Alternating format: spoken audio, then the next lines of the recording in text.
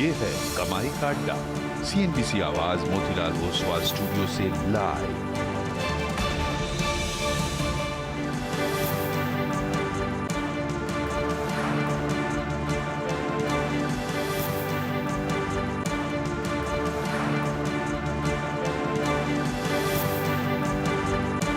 नमस्कार। काफी दिनों बाद रौनक और इसी रौनक पर हमारी नजरें रहेंगी। आप देख रहे हैं कमाई का अड्डा CNBC आवाज मोतीलाल ओसवाल स्टूडियो से।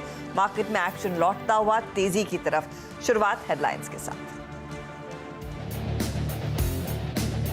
बाजार में शानदार तेजी, करीब 160 पॉइंट चढ़कर निफ्टी अब 17,945 पर आया। आज रिलायंस, इन्फोसिस, ITC ने दिखाया जोर। निफ्टी बैंक में भी 350 पॉइंट से ज्यादा की तेजी। मिड कैप्स निचले लेवल से कर रहे हैं रिकवर। IT शेयरों में जोरदार रौनक। निफ्टी IT करीब 1.5% उछलकर पहुंचा 30,750 के स्तर पर। इंडेक्स के सभी 10 शेयरों में खरीदारी। LTTS, HCL टेक्नोलॉजीज और परसिस्टेंट में करीब 2% तक का उछाल। ITC में अभी हिस्सेदारी नहीं बेचेगी सरकार। दीपम सचिव तुहीन कांत पांडा का बड़ा बयान। सरकार की कंपनी में 7.86% हिस्सेदारी। moneycontrol.com की एक्सक्लूसिव खबर के बाद आज ITC 3% भागा। फर्टिलाइजर शेयरों में जोरदार तेजी, 17% उछलकर NFL, मद्रास फर्टिलाइजर और में करीब 13% और आसिफ में करीब 7% का उछाल। और रिटेल के बाद अब होलसेल महंगाई दर भी अनुमान से ज्यादा बढ़ी। 4.54% अनुमान के मुकाबले जनवरी में 4.73% रही होलसेल महंगाई रेट। खाद्य महंगाई दर में सबसे ज्यादा उछाल। इसमें बीजेपी के लिए कुछ छुपाने को नहीं है और ना किसी बात से डरने की जरूरत। अदानी मामले पर गृह मंत्री अमित शाह का बड़ा बयान। NI के साथ इंटरव्यू में कहा, बीजेपी को डरने की कोई जरूरत नहीं, सरकार के पास छुपाने जैसा कुछ नहीं।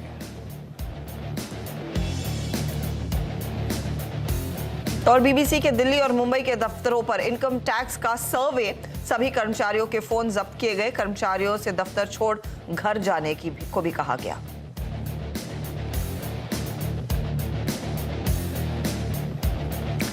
और भारतीय बाजारों में काफी दिनों बाद आज रौनक देखने को मिल रही है। गुड आफ्टरनून, मैं हूं हर्षिता, मेरा साथ देंगे वीरू। और जिन लेवल्स का आप कह सकते हैं इंतजार था या फिर जिस ब्रेकआउट का इंतजार था वो इवेंचुअली स्क्रीन पर आता हुआ 17,900 के पार निकलता हुआ 17,950 के लेवल्स पर इस समय निफ्टी बैंक में ज्यादा जोश देखने को मिला है।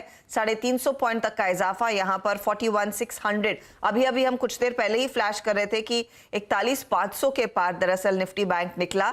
लेकिन अगर अब आप देखेंगे वहां से और 100 पॉइंट इसने जोड़ लिए हैं। बहुत ही शानदार तेजी आज की। टेक्नोलॉजी, FMCG और ऑफ कोर्स दिग्गज काउंटर्स के बदौलत ये तेजी आई है। Veeru, good afternoon. बड़े दिनों बाद ये रौनक देखने को मिली, राहत है?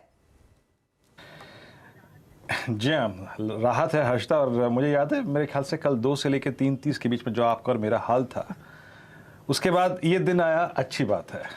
Let's hope for the best कि ये कंटिन्यू करे। सारे के सारे अगर आप देखें जो कहते हैं ना, जिससे आई थिंक जो एलिमेंट्स हैं बाजार के इस वक्त डिलीवर करते हुए, मैं सिर्फ आपके स्क्रीन पे अदानी इंटरप्राइजेस 1 मिनट के लिए रखना चाहूँगा। अभी कुछ देर पहले जब नीरज जी इस कार्यक्रम का अंत कर रहे थे, पिछले कार्यक्रम का नंबर्स बता के गए, and Adani enterprises now at day high at 1759। बहरहाल ये सिर्फ रिजल्ट रिएक्शन है। देखिए हर्षिता, आज क्लियर कट हमारी अप्रोच थी और कल कॉल राइटर्स ने एक बहुत स्ट्रॉन्ग ग्रिप लिया था 17,800 की स्ट्राइक पे। आज सुबह आशीष, मैंने और आपने इनफैक्ट जब यादों का मॉर्निंग कॉल की चर्चा शुरू करी थी, मुनाफे की तैयारी शुरू करी थी, बात हमने पहली की थी वो ये कि this day belongs to initially Nifty IT।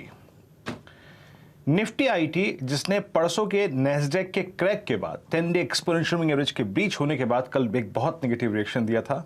और बात यह हुई थी कि the moment it will breach 3440 on the higher side, जैसे ही 10 डे की ट्रैजेक्टरी को पार करेगा, हमारे पास एक एडवांटेज होगा और दूसरा एडवांटेज होगा Reliance. And fortunately for us ये दोनों एडवांटेज हमारे लिए आज काम कर रहे थे।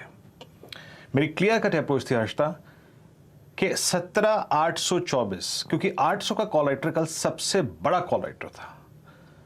जैसे ही 824 आप पार करेंगे, बहुत स्ट्रॉन्ग चांसेस है कि आप 866 पे जाएं। 866 867 के बीच में हमारे दो एवरेजेस आ रहे थे, आपने वो पार किया।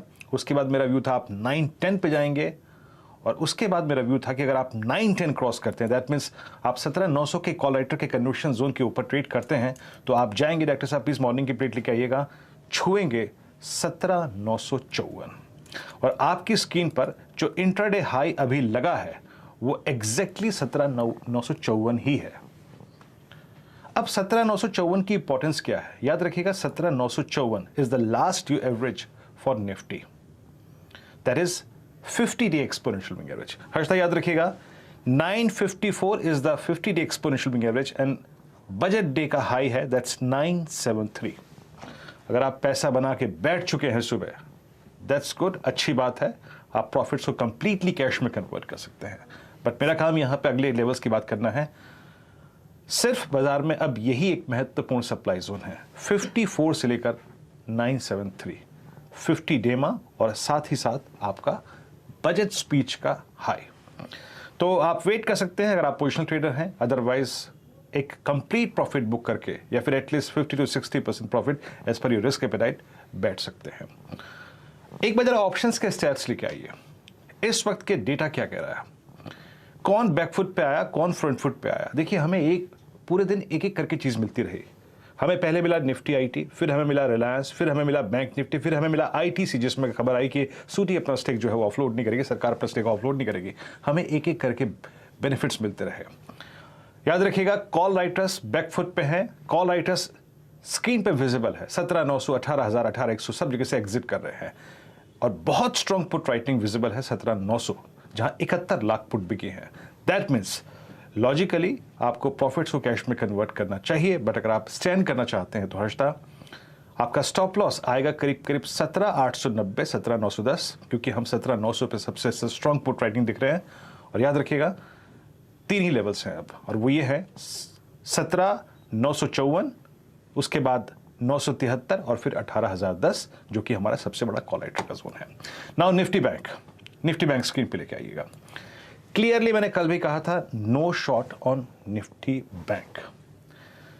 हमारा बेस है 41200, that's 100-day exponential moving average. हमारा बेस है 41000, जो कि पुट राइटर्स का जोन है।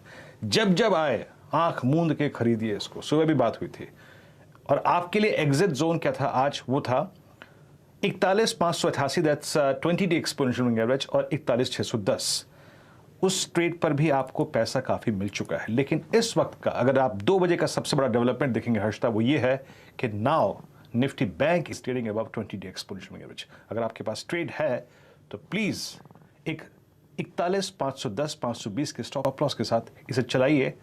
अगर हम इस 600 के ऊपर टिक गए तो यहां से 150 से 200 पॉइंट का स्विंग टुवर्ड्स 41800 पॉसिबल है। Harshada, over to you. जी हाँ, तो अच्छा खासा मूव, और बस इसी उम्मीद में कि ये मोमेंटम बरकरार रहे। कुछ आपको ट्रेंडिंग काउंटर्स दिखाते हैं। अच्छा, एक चीज आप ध्यान में रखें, निफ्टी बैंक में एक बहुत तगड़ा स्विंग देखने को मिला है। मिड कैप्स अभी भी थोड़े से नेगेटिव टेरिटरी में, इसीलिए एडवांस डिक्लाइन रेशियो पूरी तरह से रिवर्सल नहीं दिखा रहा है। अगर मिड कैप इंडेक्स जिस समय 80 पॉइंट नीचे है वो रिकवर हो जाए तो हमारी चाल ज्यादा बेहतर होगी। लेकिन ट्रेंडिंग काउंटर्स, और ये देखिए ये इन काउंटर्स की बदौलत आज यहाँ पर मूड अच्छी खासी तेजी का बना है। एक तो यूपीएल जो 3% ऊपर है, आईटीसी, और इस पर आगे डिटेल में बात करेंगे, जहां पर अपडेट ये निकल कर आ रहा है कि सरकार इस समय स्टेक सेल के बारे में नहीं सोच रही है, तो 3% का इजाफा। रिलायंस इंडस्ट्री की एक बहुत बड़ी भूमिका रही है इस मूव में आज, और 2% ऊपर। ये भी काउंट आपको याद होगा 2-3 हफ्तों से एकदम साइडवेज था, बिल्कुल पार्टिसिपेट नहीं कर रहा था तेजी की तरफ, और आज इसका योगदान सराहनीय है। मेटल्स में ज्यादा टेक्नोलॉजी काउंटर्स में आज हमने देखा एक अच्छा खासा पुल बैक आता हुआ, तो कल के लॉसेस को पूरी तरह से रीगेन करते हुए एचसीएल टेक, इन्फोसिस, लिस्ट लंबी है आज आईटी काउंटर्स की तेजी की। लेकिन जो नहीं चल रहे हैं, जहां पर अभी भी दबाव है, भारत फोर्ज नतीजों के बाद 3% का करेक्शन देखने को मिला है। अंबुजा सीमेंट में अब हम देख रहे हैं 0.5% का दबाव कायम है। नवीन फ्लोरीन और अपोलो हॉस्पिटल, अपोलो के नतीजों का इंतजार है, उससे पहले स्टॉक में करेक्शन देखने को मिल रहा है। लेकिन 2 काउंटर्स अगर आप चार्ट ही दिखा दे वो काफी है। एक अदानी एंटरप्राइजेस जिसका जिक्र वीरू कर रहे थे, और उसके ठीक पीछे अदानी पोर्ट। क्योंकि यहाँ पर बहुत तगड़ा ट्रेंड देखने को मिल रहा है। अदानी एंटरप्राइजेज इस समय नियरली 3% के गेंस पर अब आता हुआ दिखाई दिया था, 2.5% ऊपर है। और इसी तरह अदानी पोर्ट को भी इसने सहारा दिया है या फिर खींचा है ऊपर। यहाँ पर अब हम देख रहे हैं करीब 2.5% तक का एक्शन। तो ये दोनों काउंटर्स भी अब कंट्रीब्यूट करने लगे हैं। अदानी एंटरप्राइजेज के नंबर्स के बाद यहाँ पर मोमेंटम साफ तौर से पिकअप कर रहा है। चलिए जानकारों को जोड़ते हैं, उनसे पूछेंगे इस समय इस मार्केट के पुल बैक को कैसे पढ़े। मानस जायसवाल, प्रकाश कावा, मयूरेश जोशी, स्वाति होतकर, ये सब हमारे साथ तैयार बैठे हैं। इनसे पूछेंगे टेक्निकली और फंडामेंटली मार्केट की क्या रणनीति होगी। आगे सुदीप शाह और श्रीकांत चौहान को भी जोड़ने वाले हैं हम। 2:20 पर डिटेल एनालिसिस ऑटो सेक्टर की आयशा मोटर के नंबर्स के बाद एक्सिस सिक्योरिटीज के आदित्य वेलेकर हमारे साथ जुड़ेंगे। और आईटीसी, जैसे हमने मेंशन किया, moneycontrol.com की एक्सक्लूसिव स्टोरी कि सरकार फिलहाल स्टेक सेल पर नहीं विचार कर रही है। मनीष सुवर्णा को जोड़ेंगे जिन्होंने दरअसल ये स्टोरी ब्रेक की थी। 2:40 पर हर रोज की तरह 4 का चौका। आज सस्ता ऑप्शन हम लेंगे मानस से, एफनो का सुपरस्टार श्रीकांत देंगे, स्वाति देंगी चार्ट का चमत्कार, मिड कैप फंडा के लिए मयूरेश हैं। मार्केट बिग वॉइस में आज सुदीप बंदोपाध्याय को जोड़ने वाले हैं और ऑफ कोर्स डीलिंग रूम का जायजा भी लिया जाएगा। जी हाँ, तो ये पूरी रूपरेखा हर्षता ने प्रस्तुत करी आपके स्क्रीन पे। चलिए अब एक ट्रेड्स को पिक करना शुरू करते हैं। मानस, कल की शाम, कल की क्लोजिंग जितनी गमगीन थी, आज उतनी ही रंगीन नजर आ रही है, fortunately for us.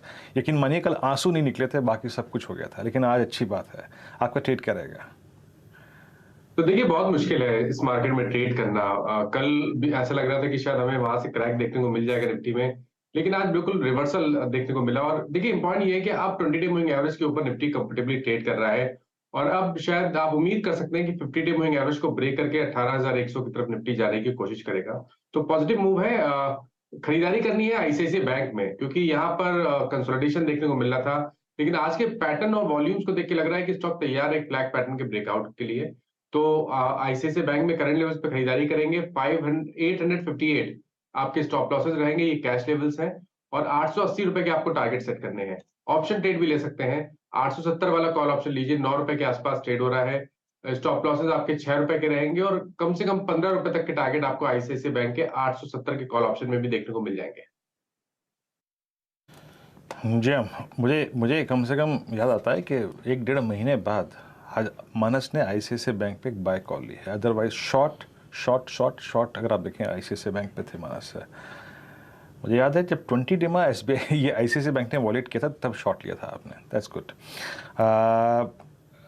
Prakash sir, आपका कॉल क्या होगा इस वक्त का? वेल, मेरा कॉल है बैंकिंग क्षेत्र से, वो है ICICI bank. Good afternoon to you. Trade कर रहा है 865 पर, मेरे ख्याल से टॉप होना चाहिए 859 का, पॉसिबल है कि 875 के। अरे प्रकाश सर। हाँ जी प्रकाश सर। हाँ जी, मैं पूरा पैनल सर क्या अब आईसीआईसीआई बैंक की ले लेगा क्या? आप कुछ और दीजिए ना। चेंज कर देते हैं, एक्सिस बैंक कर देते हैं। एक्सिस बैंक अच्छा, यहाँ पर डाइवर्जन है, मुझे लगता है आपको मिलना चाहिए। और ट्रेड करा 869 पर एक्सिस बैंक, अपसाइड टारगेट 885 के, वहां तक जाना चाहिए। और मेरे ख्याल से स्टॉप लगाना पड़ेगी 862 का, बस एक्सिस बैंक। बैंक पर एक कंसेंसस कॉल है, ये ध्यान रहे। और एक्सिस बैंक, आबा साहब ने वीरू के प्रेशर में आकर एक और आपको दे दिया। स्वाति, आफ्टरनून, बताइए अगला ट्रेड क्या होगा? यस, आज के लिए मैं बाय कॉल देना चाहूंगी जो कि है एपीएल अपोलो पे। ये पर्टिकुलर स्टॉक काफी स्ट्रॉन्ग है अर्षदा जी, हाइट ऑफ सेवटम फॉर्मेशंस में चल रहा है, 20 डीएमए के ऊपर है। मुझे लगता है ये जिस हिसाब से लास्ट 2 या 3 दिन से हम रैली देख रहे हैं, प्राइस एंड वॉल्यूम्स के दोनों साथ में बढ़ रहे हैं, which is a very positive indication on the technical setup. वो इसमें क्षमता है 1300 के लेवल्स टेस्ट करने की। तो एपीएल अपोलो करंट लेवल पे आप बाय कीजिएगा। 1190 का एक स्टॉप लॉस रखिएगा for immediate target of 1300 to 1340 levels on my side. जी, एपीएल अपोलो ट्यूब्स याद रखिए, इट्स अ कैश कॉल। और नहीं, एपीएल अपोलो ट्यूब्स 1224 पे, पहले मुझे लगा अपोलो अगर आप देखें हॉस्पिटल से ये। अच्छा, ये कॉल हो गया आपकी स्क्रीन पे। जरा प्लीज़ अदानी इंटरप्राइजेस फिर लिखा है, ये 1791 रिजल्ट्स के बाद अगर आप देखें रिएक्शन कितना स्ट्रॉन्ग है, स्टॉक डे हाई पर रहा है। और मैं यहाँ पे इसलिए कह रहा हूँ क्योंकि कल के सेकेंड हाफ का जो हाई था वो इसने क्रॉस कर दिया। मेरी स्क्रीन पर इस वक्त सिर्फ एक ही स्टॉक अपीयर हो रहा है और दैट्स अदानी इंटरप्राइजेस। सारी की सारी कॉल 1800 और 1900 तक की कॉल्स। देखिए क्या होता है ना कि यहाँ पे इस स्टॉक में बहुत बड़े कॉल राइटर्स भी थे, उन्होंने प्लेस कर रखा था अपने आप को टेंडिमा के आसपास। याद रखिएगा अदानी इंटरप्राइजेस का जो टेंडिमा है, द शॉर्टेस्ट मूविंग एवरेज, मैं यहाँ पे इसलिए बात कर रहा हूँ यहाँ पर क्योंकि टेंडिमा इसने इस पूरे सागा में अब तक नहीं वॉलेट किया on the higher side, regain नहीं किया। जिस दिन सबसे स्ट्रॉन्ग पुल बैक था 8 फरवरी को, उस दिन का हाई भी टेंडिमा था। अभी हालांकि बहुत टेंडिमा से दूर है, लेकिन कॉल राइटर्स सारे के सारे बैकफुट पे आते हुए इस वक्त है।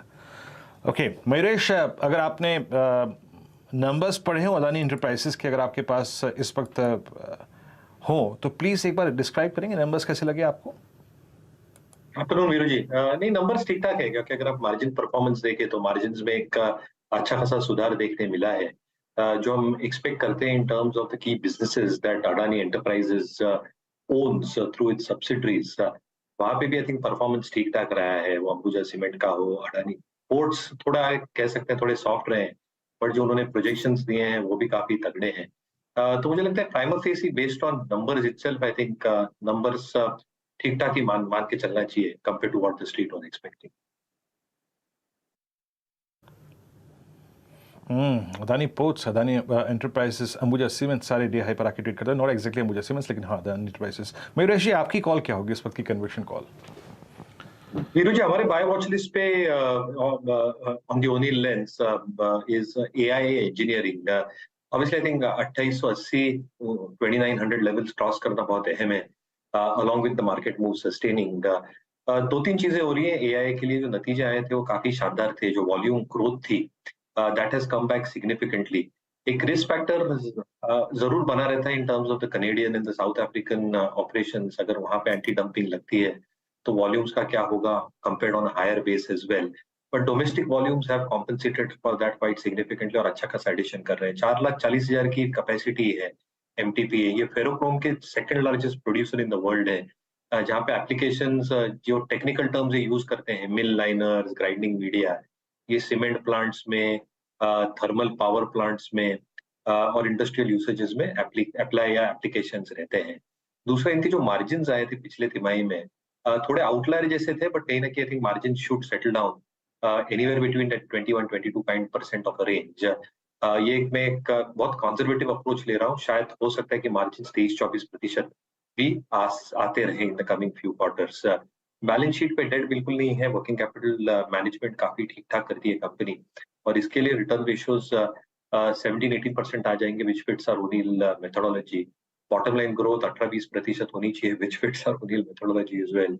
इंस्टीट्यूशन होल्डिंग स्ट्रॉन्ग है, और कहीं ना कहीं आई थिंक जो रियलाइजेशन ग्रोथ हम कहते हैं per ton for ferrochrome, that should settle down anywhere between 1,50,000 per ton, जो मेरे हिसाब से आई थिंक रीजनेबल होगा to create significant operating leverage. तो आपके बाय वॉच लिस्ट पे रखें एआईए इंजीनियरिंग। दरअसल वो ट्रेड आपके लिए आप उभरता हुआ यहाँ पर एक अच्छा मौका खरीदारी करने का। अच्छा, कुछ और काउंटर्स जहाँ पर हमने देखा एक बहुत तगड़ा ट्रेंड देखने को मिला है तेजी का, उसमें यूपीएल शामिल है।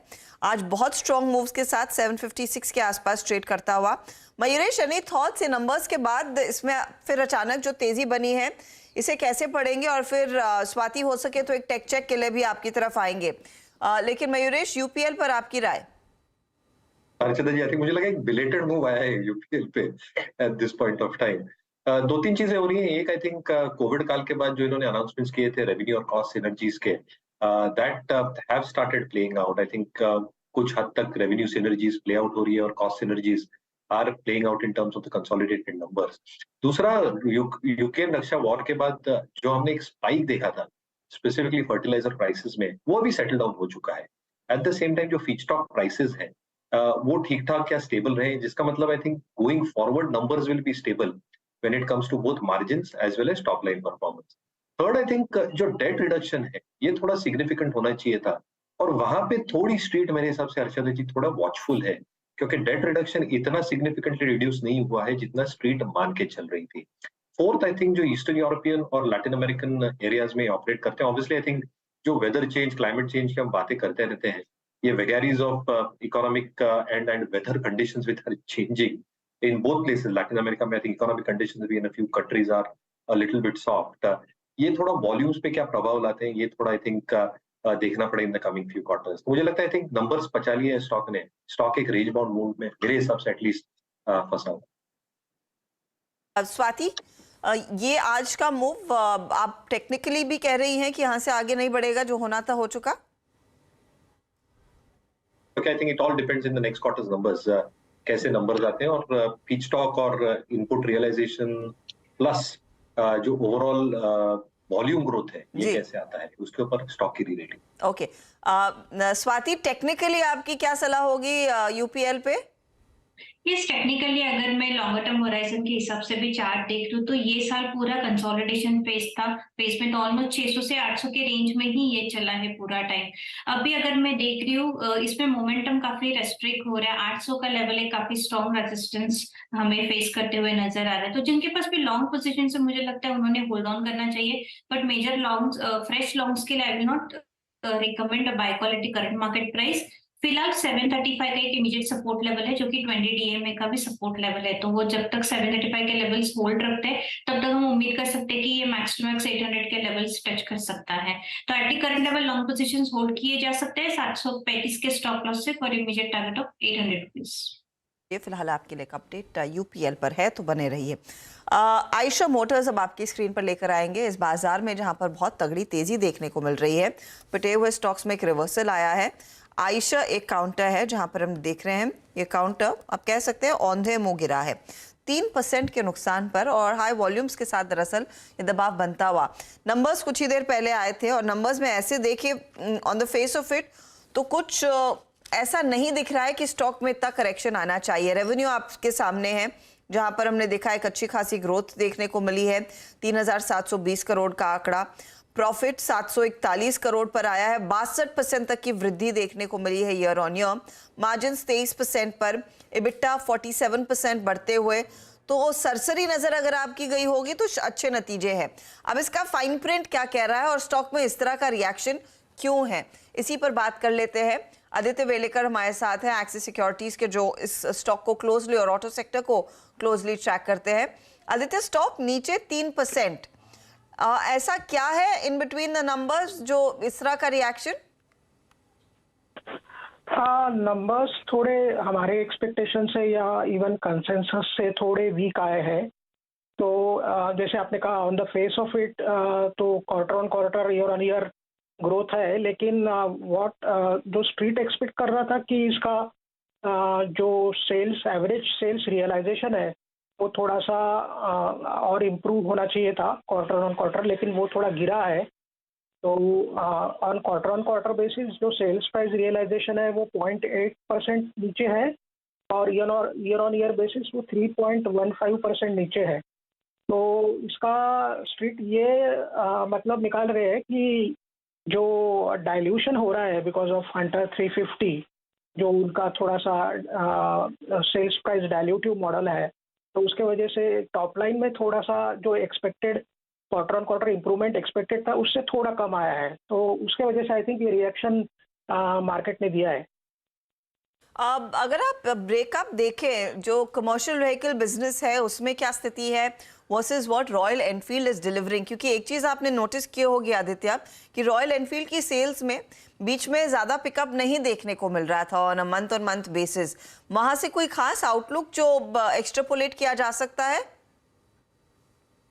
हाँ, बीच में आई थिंक 3-4 महीने पहले उनकी जो प्रॉब्लम्स थी वो सेमीकंडक्टर चिप शॉर्टेज की वजह से हुई थी, बट आफ्टर ये जो फेस्टिव सीजन है उन्होंने अच्छा पिकअप किया था रॉयल एनफील्ड में, और उन्होंने लास्ट कॉन कॉल पे ये भी कहा था कि जो सेमीकंडक्टर चिप शॉर्टेज इश्यूज जो है वो अभी कम हुए हैं, लगभग अभी काफ़ी कम हुए हैं। तो सप्लाई साइड इश्यूज तो नहीं लग रहे हैं। और VECV जैसे आपने कहा वो कमर्शियल व्हीकल आर्म जो उनका है जॉइंट वेंचर जो है, वहाँ से इस मंथली जो नंबर्स है वो अच्छे हैं, पॉजिटिव है। तो इस जनवरी मंथ का लेकिन रॉयल एनफील्ड का सेल्स थोड़ा सा डिक्लाइन हुआ है। तो कंसर्न यही है कि जो एक्सपेक्टेशन है मार्केट का कि मंथली ये जो रन रेट होना चाहिए था रॉयल एनफील्ड का on a month on month basis वो उस तरह से मोमेंटम थोड़ा सा एक डिक्लाइन है। और ये major concern I think ASP से रिलेटेड है, जो उनका सेल्स प्राइस रियलाइजेशन है, जैसे मैंने अभी थोड़ी देर पहले कहा था, तो वो एक कंसर्न है। अदरवाइज हाँ, ये जो सेल्स प्राइस रियलाइजेशन है वो एक मुद्दा है, और दूसरा जो हंटर 350 की जो पिकअप देखने को मिल रही है सेल्स में, क्या वो भी एक फैक्टर है जो मार्जिन्स को आगे कंटिन्यूसली ड्रैग करेगा, क्योंकि वो एक लार्जली लो मार्जिन बिजनेस है? हाँ, वो एक फैक्टर है, लेकिन एट द सेम टाइम उन्होंने अभी मेटियोर 650 लॉन्च किया है, जिसके अभी नंबर सभी को पता चलेंगे आगे, जो कि हाई रियलाइजेशन पे उसका जो सेल्स प्राइस है काफ़ी हाई है, प्रीमियम प्रोडक्ट है। तो और उन्होंने ये भी कहा था कि वो हंटर 350 का जो ASP है उसको वो आगे जाके कॉस्ट और प्राइस रैशनलाइजेशन कर सकते हैं।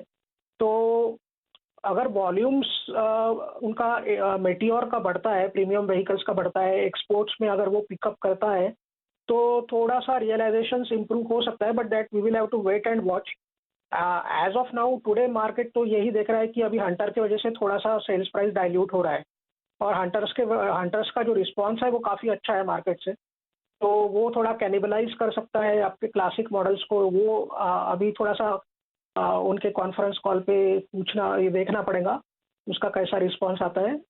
लास्ट टाइम उन्होंने कहा था कि कैनिबलाइजेशन नील के बराबर है, बट ये जो सेल्स प्राइस जो थोड़ा सा कम हुआ है उससे तो लग रहा है कि थोड़ा इम्पैक्ट है। आदित्य, कॉल क्या रहेगा आयशा मोटर पर? कोई व्यू इस समय है, या फिर वो कल कॉन्फ्रेंस कॉल सुन के ही आपका कुछ पर्सपेक्टिव चेंज होगा? पर्सपेक्टिव थोड़ा सा चेंज हो सकता है, बट ओवरऑल व्यू तो आइचर के ऊपर एज कम्पेयर टू, अगर आप अदर टू व्हीलर OEMs देखेंगे तो आइचर का व्यू पॉजिटिव है एज कम्पेयर टू, हमारा जो व्यू है वो आइचर के ऊपर पॉजिटिव है as compare to other two wheeler OEMs। उसका एक कारण ये है कि ये इलेक्ट्रिफिकेशन रिस्क ये कंपनी को कम है, बिकॉज ये premium vehicles, premium two wheeler vehicles बेचता है, और इसका अभी मेटियोर 650 का एक लॉन्च है। ओनली कंसर्न जो हंटर 350 का ASP डाइल्यूशन है वो है, तो अभी आगे ये लोग कैसे उसको मैनेज करते हैं, that will be the only risk factor या कंसर्न बोल सकते हैं। बट ओवरऑल वॉल्यूम्स पिकअप तो आगे जाके होगा, डिमांड प्रीमियमाइजेशन ट्रेंड मार्केट में है, तो from a structural fundamental basis Eicher अच्छा स्टॉक है। तो एक जनरली अगर हम अदर OEM से कंपेयर करते हैं तो इसके ऊपर हमारा व्यू तो पॉजिटिव है। इस तरह से इसको इनका जो ASP डाइल्यूशन है, अगर वो एक फैक्टर वो थोड़ा क्लैरिफाई करते हैं तो व्यू और कंसोलिडेटेड पॉजिटिव हो सकता है। बहुत बहुत शुक्रिया आप हमारे लिए समय निकालकर डिटेल में बताने के लिए कि आयशा में एग्जैक्टली क्या हो रहा है और क्या ड्राइव कर सकता है बिजनेस को। अच्छा, एक चीज़ वीरू, आपने सुना इलेक्ट्रिफिकेशन का कोई डर नहीं है आयशा मोटर्स को, एटलीस्ट इस समय आदित्य ये कह रहे हैं। लेकिन मैं इनफैक्ट एक चीज़ नोटिस कर रही हूँ, अगर हार्ली डेविडसन जैसी कंपनियाँ इलेक्ट्रिक टू व्हीलर्स पर काम कर रही हैं और उन्होंने वो टेस्ट रन्स भी किए हैं, तो आयशा कितना दूर रहेगा? आई वुडंट बी सरप्राइज कि couple of years down the line Ayesha की तरफ से भी एक सॉलिड EV मोटरसाइकिल आए। और आपने देखा होगा हर्षता, आई मीन बाजार EV को हाथों हाथ लेता है। मुझे याद है अच्छी तरीके से, TVS को सबसे बड़ा एडवांटेज टू व्हीलर स्पेस में जो मिला वो EV का ही था। मानती हैं आप ये बात हर्षता? और सबसे बड़ा प्राइस टच अगर कहीं मिला TVS में मिला, एग्जैक्टली। बट वो TVS और आयशा कितनी जल्दी ला पाएगा इज अ डिफरेंट सिचुएशन, क्योंकि ऑफ कोर्स वो प्राइस बैंड्स भी काफी अलग होंगे। और फिर रॉयल एनफील्ड के ओहदे की फिर EV आनी चाहिए ना, कोई हल्की फुल्की से तो काम चलेगा नहीं किसी का। हाँ, ये बात तो सही है, ये बात बिल्कुल आपने सही कही। मयूरेश, आपने कन्वर्सेशन सुना अभी, अगर आप देखें हर्षता का, मैं इसमें बहुत पार्टिसिपेट नहीं कर पाया, मैंने नंबर्स को बहुत अच्छी तरीके से नहीं पढ़ा था, बट अब थोड़ा सा पर्सपेक्टिव मेरा भी क्लियर हो गया। आपका व्यू क्या है आयशा मोटर्स पे? और मैं इसलिए प्रश्न पूछ रहा हूँ क्योंकि मैं प्राइस को रीड कर रहा था थोड़ा सा। हिस्टोरिकली इसकी एक टेंडेंसी रही है, जब ये 200 डेमा को वॉलेट करता है तो डिसाइसिवली वॉलेट करके एक डिफरेंशियल क्रिएट करता है, और एग्जैक्टली इस प्राइस पे एट 3162 ये अपने 200 डेमा पे ट्रेड कर रहा है। आपने नंबर्स को सुना, और आपका व्यू इस प्राइस पे क्या है एग्जैक्टली? तो जैसे आपने राइटफुली कहा, आई थिंक प्राइस डैमेज तो काफी सिग्निफिकेंट हो गया है। दो चीजें आई थिंक हंटर के जो सेल्स हैं I think have been quite significant, यानी काफी अच्छे तरीके से सेल्स इसके ग्रो हो रहे हैं और कहीं ना कहीं आई थिंक रियलाइजेशंस और मार्जिन्स दोनों पे प्रभाव लाता है। लास्ट कॉन कॉल में आइशर के मैनेजमेंट ने कहा था कि हंटर से कोई कैनिबलाइजेशन नहीं होगा, बट स्ट्रीट को डर यही बात का है कि the Hunter sales pickup quite significantly, जो मार्जिन रिपोर्ट हुई है आइशर की, क्या मार्जिन में डिटोरेशन होगा और क्या अर्निंग्स मल्टीपल्स जो आइशर को पहले मिलते थे उसमें थोड़ी डी रेटिंग होगी। दूसरा जो आई थिंक मीटियोर इनका लॉन्च हो चुका है, इसको कैसे रिस्पांस मिलता है इन द प्रीमियम कैटेगरी का, 650 सीसी वाली लॉन्च है, ये देखना बहुत लाजमी होगा और इसके लिए I think next few months numbers Veeru ji बहुत अहम रहेंगे in terms of the product mix itself. तीसरा आप देखें जो एक्सपोर्ट मार्केट्स हैं, because of freight issues, because of semiconductor issues, वहां पे थोड़ी दिक्कतें जरूर देखने मिली थी, but these market should start picking up quite significantly. और ये नहीं भूलना चाहिए कि 10% जो एशर का सेल्स आता है वो स्पेयर से आता है, यानी जितने अलग अलग पार्ट्स बेचते हैं, लेदर एक्सेसरीज बेचते हैं, जैकेट्स बेचते हैं, वहां से भी आता है। तो कहीं ना कहीं आई थिंक कॉन कॉल बहुत अहम होने वाला है वीरू जी कल, इन टर्म्स ऑफ डिटर्मिनेशन की मैनेजमेंट की क्या एक ट्रेजेक्टरी है in terms of sales numbers, क्या हंटर कैनिबलाइजेशन कर रहा है नहीं कर रहा है, मार्जिन पे कितना प्रभाव आएगा।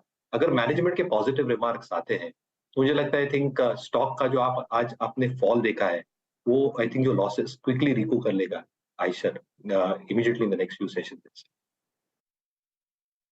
क्या अब एक काम करेंगे, एग्जैक्टली आप देखिए मैनेजमेंट की व्यूज कमेंट्री सुनने के बाद इस पर कोई कॉल लेंगे। यस, क्योंकि अभी तो स्टॉक सीक हो रहा है, इसमें कोई राय नहीं है। जिसकी मैं कह रहा हूँ कि इसकी टेंडेंसी है, याद रखिएगा, 200 डे एक्सपोनेंशियल एवरेज को डिसाइसिवली वॉलेट करने का। अच्छा, अब आप स्क्रीन पे लेके आइए निफ्टी बैंक। देखिए निफ्टी अभी भी अगर आप देखें इंट्राडे हाई पे नहीं है, मतलब 54 का हाई था, लेकिन जब मैं आपको कह रहा था ना मैंने 2 बजे के, प्लीज़ अगर आपने निफ्टी बैंक लॉन्ग किया था तो कोई ज़रूरत नहीं है उसे काटने की, क्योंकि निफ्टी बैंक आ गया है अब 41,354 पे। जब हर्षता और मैंने इस कार्यक्रम की शुरुआत की थी, टिक बाय टिक चार्ट लेके आइए, 2 बजे एग्जैक्टली अगर आप देखें निफ्टी बैंक की वैल्यू थी लगभग 41,580 नहीं, हाँ 72, अब ये 41,663 पे है। इंपॉर्टेंट समझिए डेटा क्या कहता है। पिछली लगभग 6, 7, 8, 9, 13 नहीं 10 और 13 इन सारी कैंडल्स का हाई जो था वो exactly 20 day exponential moving average था। आज 20 डे में फ्लोट करा था 41,588 पे, वो जोन डिसाइसिवली ब्रीच हो गया है अब। तो आप अब एक काम कर सकते हैं कि लॉजिकली 588 का एक प्रोटेक्टिंग स्टॉप लॉस लगा के या फिर थोड़ा सा और फिल्टर करके 41,550 पे से ट्रेल करिए। याद रखिएगा जैसे कि निफ्टी ने आज अपने सारे एवरेजेस को पार करने की चेष्टा करी है एक बार, क्योंकि इंट्राडे हाई जो है ना 54 वो एग्जैक्टली वही है last 50 day exponential moving average. Bank Nifty का जो लास्ट ड्यू एवरेज है that is 50 day exponential moving average, वो आता है करीब करीब 41,857 के जोन में। तो एक अटेम्प्ट निफ्टी ले चुका है, माइट बी निफ्टी बैंक लिए 41,857। मीनवाइल अदानी समूह के स्टॉक्स लेके आइए। देखिए आपकी स्क्रीन पर अदानी एंटरप्राइजेस अब 6% ऊपर। मैं देख पा रहा था कि किस तरीके से कॉल राइटर्स बैकफुट पे थे और सारी कॉल्स आई मीन 1800, 1900, 2000 सारी कॉल राइटर्स बैकफुट पे थे। अदानी एंटरप्राइजेस, अदानी पोर्ट्स अब 4% ऊपर और साथ ही साथ एसीसी अंबुजा में भी स्विंग्स विजिबल है। Meanwhile now bring HDFC bank. HDFC bank इस वक्त निफ्टी बैंक के पास एक एडवांटेज है एट 1673 डे हाई पर। मानस इसकी रीडिंग क्या कहती है? अगर ये इस प्राइस पर भी क्लोज हो गया तो it will B second best close for HDFC bank in last 1 year. आपका व्यू एचडीएफसी बैंक पे इस वक्त? बिल्कुल, देखिए पॉजिटिव पैटर्न दिख रहे हैं। एचडीएफसी बैंक में एक फ्लैग पैटर्न का ब्रेकआउट देखने को मिला है और मैंने अभी जो ऑप्शन पे ट्रेड देना था उसके लिए एचडीएफसी बैंक को शॉर्टलिस्ट किया हुआ था, लेकिन फिर कोई और ट्रेड देंगे। फिलहाल के लिए पैटर्न पॉजिटिव है और मैं उम्मीद कर रहा हूँ कि यहाँ पर आपको कम से कम 1705 तक के भाव देखने को मिल सकते हैं। तो एचडीएफसी बैंक में करंट लेवल्स पे भी आप खरीदारी कर सकते हैं। 1660 कैश लेवल्स हैं ये, वहां अपना स्टॉप लॉस रखिए और 1705 आपके टारगेट्स रहेंगे। एचडीएफसी बैंक में एक अच्छा मौका। अच्छा, सुदीप शाह भी हमारे साथ जुड़ गए हैं और श्रीकांत चौहान दी। गुड आफ्टरनून श्रीकांत, आपका ट्रेड इस घंटे का क्या होगा? Good afternoon Arshada. देखिए मुझे लग रहा है कि इस मार्केट में अगर वापस अगर एक्टिविटी या एक रेंज ब्रेक का फॉर्मेशन अगर बना है तो यहाँ पे हमें नो डाउट जो फोकस करना है वो किसी बैंक स्टॉक के ऊपर हम करके चल सकते हैं। स्पेसिफिकली मुझे लगता है कि बैंक ऑफ बड़ौदा एक ऐसा स्टॉक है जिसे हम लॉन्ग करेंगे जो तकरीबन अभी ट्रेड कर रहा है 168 169 के करीब। जब मार्केट में रैली हुई थी तो out performance bank of Baroda के पास से ही था और अभी वो 20 डेज सिंपल मूविंग एवरेज के काफी नजदीक ट्रेड कर रहा है। फॉर्मेशन इंडिकेट करता है कि शायद ये स्टॉक वापस एक बार 175 से लेकर 180 के लेवल्स दिखा सकता है। तो करंट लेवल से बैंक ऑफ बड़ौदा को लॉन्ग करें और यहाँ पे हम स्टॉप लॉस रखेंगे एट 166 का। बैंक ऑफ बड़ौदा में एक अपॉर्चुनिटी क्लियरली तेजी की साफ बन रही है। सुदीप शाह, आफ्टरनून, आपका ट्रेड क्या रहेगा? गुड आफ्टरनून हर्षदा जी। मेरा ट्रेड रहेगा एचडीएफसी बैंक पे। हमने देखा है कि पिछले 2-3 दिन से जब भी बैंक निफ्टी में थोड़ी वॉलेटिलिटी थी, बट एचडीएफसी बैंक एक रेंज में था और एक एटलीस्ट एक आउट परफॉर्मेंस दे रहा था और एक स्टेबिलिटी दे रहा था। तो पिछले 3-4 दिन के हाइस के ऊपर अब एचडीएफसी बैंक निकल रहा है और अच्छा मोमेंटम दिखा रहा है, सारे मूविंग एवरेजेस भी सपोर्टिव है। तो मुझे लग रहा है यहाँ पे एचडीएफसी बैंक में करंट लेवल्स पे और कोई भी डिप पे बाई कर सकते हैं। 1655 का स्टॉप लॉस और 1720 का टारगेट ऊपरी स्तर लेवल पे। भी देखिए एक और ट्रेड एचडीएफसी बैंक पर आता हुआ, बैंकों पर ही फोकस है और यही वजह है कि निफ्टी बैंक आज फिर इतराता हुआ 400 पॉइंट की तेजी देखने को मिली है। रिलायंस इंडस्ट्रीज, इस पर एक फटाफट से व्यू स्वाति मैं आपका लेना चाहूंगी क्योंकि काफी दिनों बाद ये मूव देखने को मिला है आरआईएल का। आज का ये 50 रुपए का मूव, क्या कॉन्फर्मेशन है कि स्टॉक में फिर मोमेंटम लौटेगा? यस डेफिनेटली हर्षदा जी, क्योंकि लास्ट अगर 10-15 दिन का भी ट्रेडिंग सेशन का हम डेटा देखें तो काफी साइडवेज मोमेंटम कंसोलिडेशन था, जिस हिसाब से उसने वॉल्यूम्स के साथ कंसोलिडेशन ब्रेकआउट दिया है। एंड अगर मैं आरएसआई भी देखती हूँ तो एक ओवरसोल्ड जोन से पॉजिटिव क्रॉसओवर नजर आ रहा है, जो कि इंडिकेट करता है कि यहाँ पे सेलिंग प्रेशर थोड़ा कम होते हुए नजर आएगा एंड हमें एक बाइंग या पुल बैक रैली देखने मिल सकते हैं। ये पुल बैक रैली अपसाइड में कहाँ तक जा सकती है? 2420 2450 के लेवल्स तक खड़ी हो सकती है। तो at the current level trading के पर्सपेक्टिव से भी आप बाय कॉल ले सकते हैं। नीचे में 2330 का एक स्टॉप लॉस प्लेस कीजिएगा for immediate target of 2440 levels.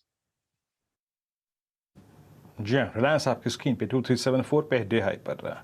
आज का 2 सबसे बड़े फैक्टर्स थे, क्लियरली सुबह चर्चा हुई थी आशीष और मेरी, आईटी एंड रिलायंस, और उसके बाद याद रखिएगा एक एक करके क्रमबद्ध तरीके से चीज़ें जुड़ती गई बाजार के हक में, और वो हक था दूसरा जो तीसरा फैक्टर था, दैट वाज आईटीसी। दरअसल अगर आप देखें हिस्टोरिकली कुछ स्टॉक्स के साथ एक इशू रहा है, चाहे वो एसबीआई लाइफ हो, चाहे वो एक्सिस हो, कोफोर्ज को समझ लीजिए आप, और आईटीसी के साथ एक केस ये भी था। देखिए आईटीसी जो है, अगर आप आज देखें इस वक्त अगर 385 पे क्लोज हो गया तो it will B A highest close, I mean all time high for ITC.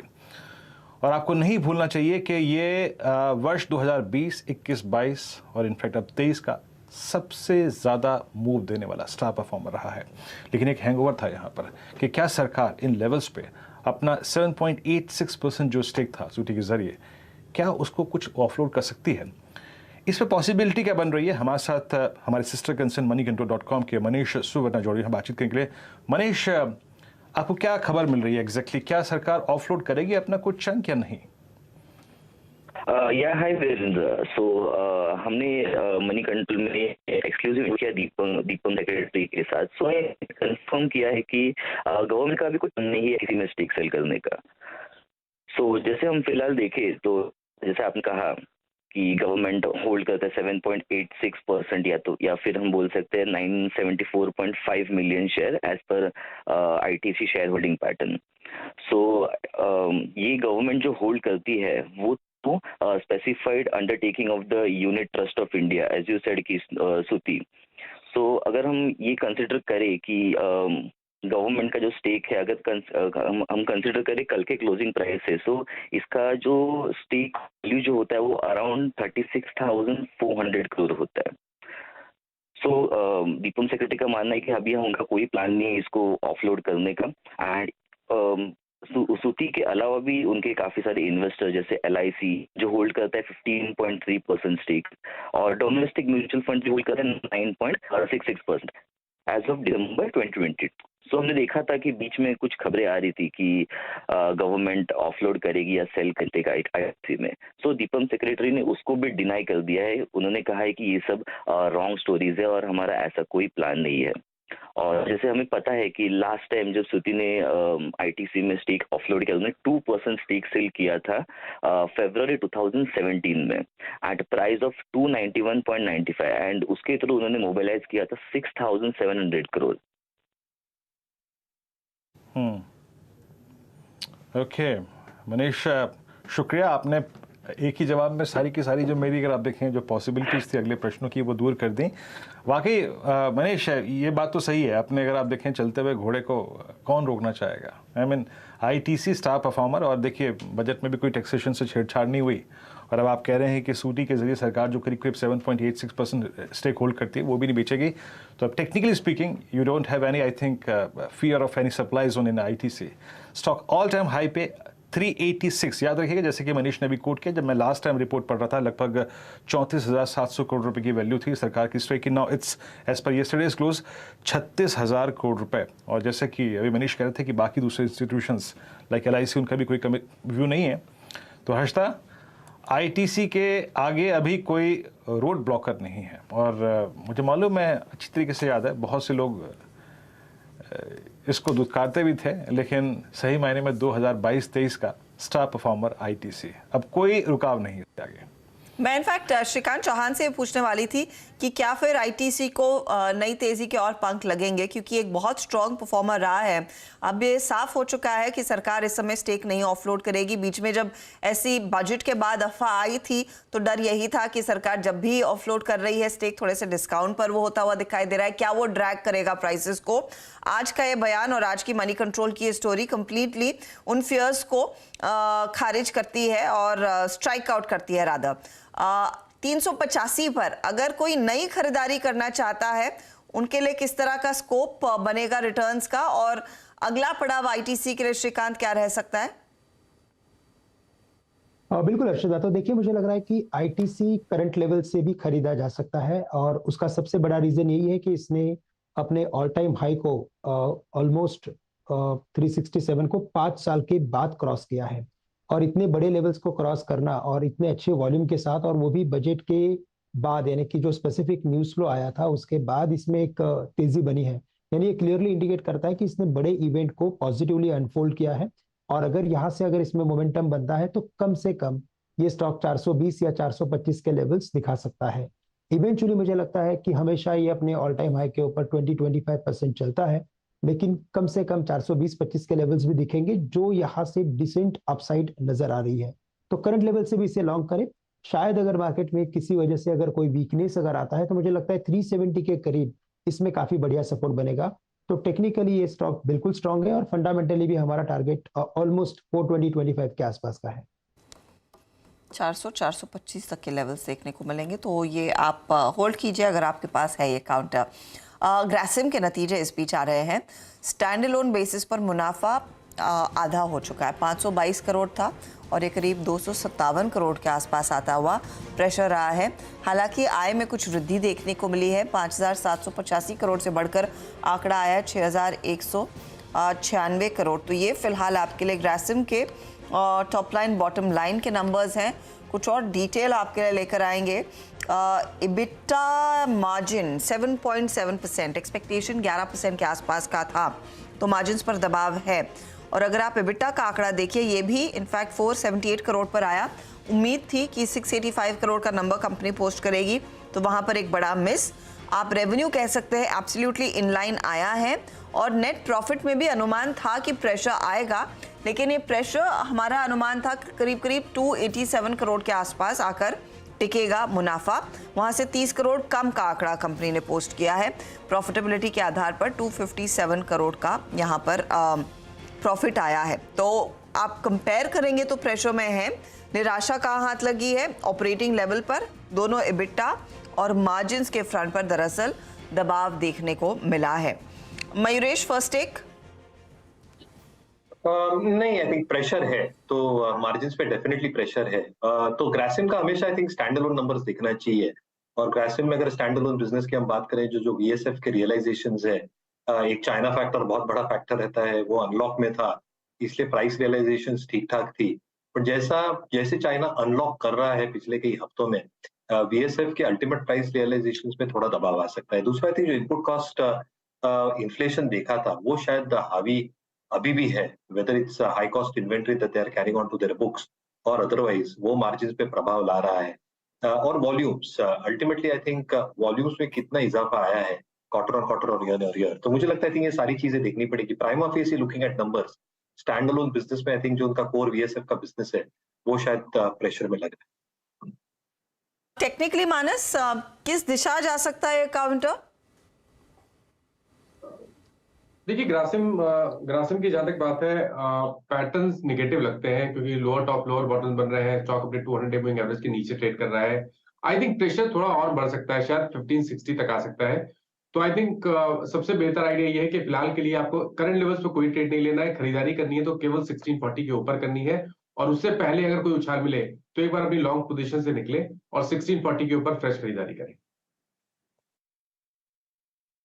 Okay, Grasim आपकी स्क्रीन पे 1593 पे। मीनवेल आपने देखा जैसे हमने इनफैक्ट आईटीसी की उस स्टोरी को अगर आप देखें फिर कैच किया कि सरकार अपना स्टेक जो है वो ऑफलोड नहीं करेगी। आई मीन आईटीसी को देखिए यहाँ पे एक बार इंट्राडे पे हाई पे आके ट्रेड करता हुआ, एक और स्विंग यहाँ पे 387.55।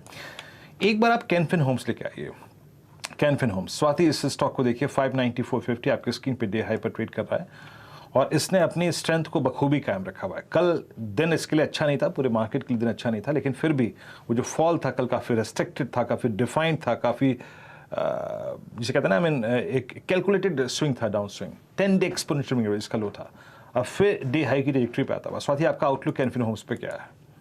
यस, आउटलुक डेफिनेटली पॉजिटिव है विरोजी, क्योंकि काउंटर काफी स्ट्रांग है। जब उसने कंसोलिडेशन ब्रेकआउट लेता 565 का अलॉन्ग विद वॉल्यूम्स, तब से ये अपनी स्ट्रेंथ इंटैक्ट रख रहा है। अभी फिलहाल तो एक फ्लैट पैटर्न फॉर्मेशन में साइडवेज बॉडी बना रहा है। मुझे लगता है 600-605 के लेवल से एक वापस ब्रेकआउट लेवल है। फिलहाल तो इमीडिएट एक रेजिस्टेंस लेवल है 605 का, एक बार वो ब्रेक कर देगा तो डेफिनेटली अपसाइड में और रैली हमें देखने मिल सकती है, जो कि काउंटर को लेके जा सकते हैं 620-630 के लेवल्स के आसपास। तो ओवरऑल व्यू डेफिनेटली पॉजिटिव है। नीचे में सपोर्ट है 580 का, तो वो एक स्टॉप लॉस करके आप अपने लॉन्ग पोजीशंस होल्ड ऑन कर सकते हो for immediate target of 630 to 640 levels. ये फिलहाल आपके लिए राय कैनफिन होम्स पर। चलिए इस बीच चार का चौका की तैयारी हमारे जानकारों ने कर ली है, तो उसी की करते हैं शुरुआत। पहला ट्रेड सस्ता ऑप्शन, मानस बताएं। देखिए सस्ता ऑप्शन के लिए आईटीसी में खरीदारी करेंगे। आईटीसी का at the money call option 385 वाला, वहां पर खरीदारी करिए। 4 रुपए का करंट प्राइस चल रहा है। 1 रुपए 90 पैसे के स्टॉप लॉस से आईटीसी के 385 के कॉल ऑप्शन में खरीदारी करेंगे। ऊपर की तरफ 8 रुपए से 9 रुपए तक के टारगेट्स इस ऑप्शन में आपको देखने को मिल सकते हैं। 385 का कॉल लेकर चले आईटीसी का, और 8 से 9 तक के लेवल्स मिलेंगे आपको आगे। करीब करीब 4 रुपए पर खड़ा है ये ट्रेड, तेजी वाला कॉल आईटीसी पर। श्रीकांत बताइए आपका एफएनओ सुपरस्टार। देखिए तो यहाँ पे हमें लगता है कि टाइटन ये एक ऐसा स्टॉक है जिसे हम लॉन्ग करने की कोशिश करेंगे। यहाँ पे इसने एक बड़ी रैली की थी, उस रैली के बाद का एक पॉज फॉर्मेशन था और एक बड़ी फॉलिंग ट्रेड लाइन के काफी नजदीक आ चुका है। तो अर्शदा अगर टाइटन अगर यहाँ से अगर रैली करता है तो नेक्स्ट लेवल 2600 2650 के करीब के बनते हैं। तो करंट लेवल से हमें लगता है टाइटन को लॉन्ग करके चले और आज के जो लोवेस्ट लेवल से 2480 उसे हम एज अ स्टॉप लॉस पकड़ के चलेंगे और टारगेट्स रहेंगे 2600 2650 के। टाइटन फैब फ्यूचर्स आपको बाय करना है, बिल्कुल सटीक कॉल है। दिन के अनुपात में अगर आप देखें बिल्कुल दिन के पैरेलल अलाइन करते हुए आपने स्टॉक पिक किया है। श्रीकांत जी का ट्रेड है टाइटन। अच्छा एक चीज़ बताऊंगा यहाँ पे, मैं थोड़ा सा हल्का सा एक डाइवर्ट कर रहा हूँ। निफ्टी बैंक में अपने ट्रेड्स पे आप प्रॉफिट अप बुक कर सकते हैं क्योंकि best swing for the day meal चुका है 700-710 तक का। बट ये क्लोज भी अगर आ जाए तो अच्छा है, it will be a close above 20 day exponential average. तो जो 2 बजे की मैंने बात कही थी ना कि please keep your long trades in Nifty bank, अब आप उसे ट्रिम कर सकते हैं बशर्ते कि अगर आप एक डे ट्रेडर हैं। पोजिशनल के लिए ये क्लोजिंग अभी भी बेहद शानदार है, above 20 day exponential average. Swati आपका चार का चमत्कार ट्रेड क्या होगा बताइए। चार्ट की चमत्कार के लिए बाय कॉल देना चाहूंगी जो कि टीवीएस मोटर पे है। ये पर्टिकुलर स्टॉक भी हम देख रहे हैं कि वीकली चार्ट्स अगर हम देखें तो काफी दिनों से ये डाउनवर्ड चैनल में था। अब वो उसने ब्रेकआउट दे चुका है जो कि अराउंड 1060-65 के रेंज में था। उसके बाद ये काफी अपनी जो इंपॉर्टेंट सपोर्ट लेवल से 50 and 100 डे में उसके ऊपर वेल सस्टेन्ड है। तो मुझे लगता है इसमें काफी अभी भी पोटेंशियल है कि अपसाइड में एटलीस्ट मिनिमम 1120 1130 के लेवल से रीटेस्ट कर सकता है। तो करंट लेवल पे रिस्क रिवॉर्ड काफी फेवरेबल है, तो आप बाय कीजिएगा, 1060 का स्टॉप लॉस प्लेस कीजिएगा फॉर इमीडिएट टारगेट ऑफ 1120 1140। आप भी टीवीएस पे सवार हैं स्वाति जी, और टीवीएस आपका कन्विक्शन ट्रेड इस वक्त का टीवीएस मोटर्स एट 1077, बेहद शानदार चार्ट, और आपकी बाय कॉल 1077 पर यहाँ पे इस वक्त है। मिड कैप फंडा मयूरेश जी के सौजन्य से आएगा। मयूरेश जी क्या पिक कर रहे हैं आप? वीरू जी, स्विंग ट्रेडिंग थीम हमारे पसंद आ रहा है। एमटार टेक्नोलॉजीज, 3-4 चीजें काफी इंटरेस्टिंग हो रही है। एक, आई थिंक जो नंबर्स आए थे काफी लाजवाब थे मेरे ओपिनियन में। मार्जिन्स थोड़े कम आप कह सकते हैं year on year basis, but जो रेवेन्यू ग्रोथ आई है 9 मंथ्स की, ऑलमोस्ट 375-380 ऑड करोड़, ये पूरे वित्त वर्ष को एक्सीड कर चुका है। पिछले वर्ष में 322 करोड़ का रेवेन्यू था विद 29% मार्जिन। ये बार मार्जिन 28% के आसपास है, और हमें लगता है 28 से 30% का मार्जिन बैंड कंपनी मेंटेन कर सकती है। दूसरा, आई थिंक जो रिस्पेक्टिव फील्ड्स में है जहां सरकार काफी फोकस है, क्लीन एनर्जी, स्पेस और defence. Clean energy is more than 75% of its overall revenue पाए, स्पेस 12% और डिफेंस 5 से 6%। जो ये प्रोडक्ट्स इंट्रोड्यूस कर रहे हैं स्पेसिफिकली क्लीन एनर्जी की तरफ जो काम चल रहा है, हाइड्रोजन बॉक्सेस हो या इलेक्ट्रोलाइजर्स हो, I think all these products are going to ensure कि जो ऑर्डर फ्लोज आएंगे, जो ऑर्डर विंस आज के तारीख में इनके पास 1200 करोड़ के हैं, ये अच्छी खासी रेवेन्यू विजिबिलिटी देते हैं, but more and more orders will come their way with better margins. जहां तक न्यूक्लियर एनर्जी इटसेल्फ का सवाल रहा है, I think the expectation in terms of nuclear energy capacity जो लगभग 6.5 गीगावाट के आसपास है, ये लगभग 10 से 11 गीगावाट अगले 3 वर्षों में होगी, और government is probably expecting around 25 gigawatt by 2031। तो I think there can be significant revenue visibility from orders in this space, जो सबसे बड़ा रेवेन्यू कंट्रीब्यूटर है। स्पेस और डिफेंस में जो ये प्रोडक्ट्स इंट्रोड्यूस कर रहे हैं, रोलर स्क्रूज हुए and the other products including electromechanisers, कहीं ना कहीं आई थिंक जो फैब्रिकेशन शीट्स लगती है और जो स्पेस इक्विपमेंट मार्केट है, दैट इज ह्यूज। और डिफेंस के लिए भी जितने प्रोडक्ट्स ला रहे हैं, मुझे लगता है आई थिंक वहां पे स्कोप और पोटेंशियल काफी जबरदस्त है। बैलेंस शीट में डेट बिल्कुल नहीं है, वर्किंग कैपिटल डेज थोड़ा एक कंसर्न है, बट कहीं ना कहीं I think that can be manage going forward. तो एमटार हमें काफी पसंद आ रहा है। वी प्रोबेबली बिलीव 1950 एक लक्ष्य हो सकता है इसके लिए, because we carry stop losses on all our trades and calls. 1660 का स्टॉप लॉस हो सकता है। क्लियर डिस्क्लेमर, ये स्टॉक हमारे रिसर्च नोट पर क्लाइंट्स के पास गई है, मेरी पर्सनल होल्डिंग बिल्कुल। तो ये फिलहाल एमटार टेक्नोलॉजीज में एक अपॉर्चुनिटी क्लियरली ट्रेड की। एक बार रैप कर देते हैं, फिर सुदीप बंदोपाध्याय को भी जोड़ेंगे और उनसे पर्सपेक्टिव लेंगे आज के इस मूव के सस्टेनेबल, क्या ये सस्टेनेबल है या नहीं उस पर। तो मानस जायसवाल ने 385 का कॉल आईटीसी वाला सुझाया, 4 रुपये 15 पर आ चुका है, 8 रुपये से 9 रुपये का टारगेट है। ये फिलहाल आपके लिए पहला ट्रेड। फिर आया एफएनओ का सुपरस्टार टाइटन पर एक बाय कॉल श्रीकांत की तरफ से, 2600 के लिए एक अपॉर्चुनिटी ये ढूंढ रहे हैं, 2480 के आसपास स्टॉप लॉस जरूर लगाए। स्वाति ने भी एक बहुत ही इंटरेस्टिंग ट्रेड आपके लिए आइडेंटिफाई किया, टीवीएस मोटर 1120 से 1140 का टारगेट रहेगा, 1060 का स्टॉप लॉस, तेजी वाला ट्रेड है। और एमटार टेक्नोलॉजीज पर नजरें हैं मयूरेश जोशी की, जहां पर भी एक मौका तेजी का ही इन्होंने पकड़ा है। चले, ये कुछ ट्रेड्स जो आपके लिए आइडेंटिफाई हुए हैं 4 का चौका के रूप में। 1-2 स्टॉक्स आपको दिखा दें जहां पर मोमेंटम बढ़ रहा है। एक तो लेकर आइए कैनरा बैंक, क्योंकि सरकारी बैंकों में अब जोर देखने को मिल रहा है। कैनरा और स्टेट बैंक दोनों में हम देख रहे हैं इस घंटे दरअसल एक्शन और पिकअप कर रहा है। 540 के लेवल्स एसबीआई के हैं। सुदीप शाह, पहले दोनों में से एक अगर ट्रेड लेना हो, आपकी प्रेफरेंस क्या रहेगी? हर्षदा जी, अगर मुझे मैं एसबीआई के बारे में मैं डिस्कस नहीं कर पाऊंगा, पर अगर पीएसयू सेटअप, पीएसयू बैंक्स में से अगर बाकी 2 चॉइसेस है, अगर कैनरा बैंक और बैंक ऑफ बड़ौदा, तो मुझे लग रहा है कि कैनरा बैंक थोड़ा अभी भी सेलिंग प्रेशर में, और ये बहुत प्रीमेच्योर होगा एक रिवर्सल प्रेडिक्ट करने के कैनरा बैंक में। तो थोड़ा एक सस्टेनेंस 295-296 के ऊपर आएगा, फिर यहाँ पे एक सेटअप अच्छा बनेगा। पर कंपेरेटिवली अगर हम कैन बैंक और बैंक ऑफ बड़ौदा को हम देखें, तो bank of Baroda better place लग रहा है मुझे। पिछले 3-4 दिन में जो हिसाब से थोड़ा सेलिंग प्रेशर आया था पीएसयू बैंक्स में, वहां पे बैंक ऑफ बड़ौदा में थोड़ा कम सेलिंग प्रेशर आया था, तो एक नजरिए से वो आउट परफॉर्म कर रहा था। तो मुझे लग रहा है 164 के स्टॉप लॉस से बैंक ऑफ बड़ौदा हम बाय कर सकते हैं 175 के टारगेट के लिए। कि तो बैंक ऑफ बड़ौदा, और इस पर पहले भी एक ट्रेड आया था, ये प्रेफर करेंगे। कैनरा बैंक में इस समय कॉन्फर्मेशन नहीं है कि वो तेजी आज जो दिख रही है कंटिन्यू होगी। मानस, वेरी क्विकली, क्या आप ऑयल इंडिया पर एक व्यू देंगे? 254 पर कल हमने देखा था बहुत तगड़ा मूव देखने को मिला, और आज एक फॉलो अप है उस तेजी के बाद 5% ऊपर। बिल्कुल, देखिए यहाँ पर एक फ्रेश ब्रेकआउट हर्षिता जी ऑलरेडी देखने को मिल गया है, जिसके टारगेट 285 रुपए के आते हैं। लेकिन क्योंकि हमने 2 दिनों में एक अच्छी खासी बढ़त देखी है, तो मेरी राय में करेक्शन देखने को मिले और 250 से लेकर 247 तक के भाव देखने को मिले, तब खरीदारी करिए। 242 का स्टॉप लॉस लगाइए, और पहला टारगेट 261 का, और शायद आपको उसके बाद 69 तक के भाव देखने को मिल सकते हैं ऑयल इंडिया। तो ये फिलहाल आपके लिए एक अपॉर्चुनिटी ऑयल इंडिया में। ऑयल इंडिया का मैंने जिक्र किया क्योंकि मुझे ध्यान में आया जो ओएनजीसी के नतीजे आएंगे वो आएंगे मार्केट बंद होने के बाद, लेकिन ऑयल इंडिया ने बहुत तगड़ा परफॉर्मेंस डिलीवर किया है। अब देखते हैं ओएनजीसी क्या आपके लिए पेश करेगा।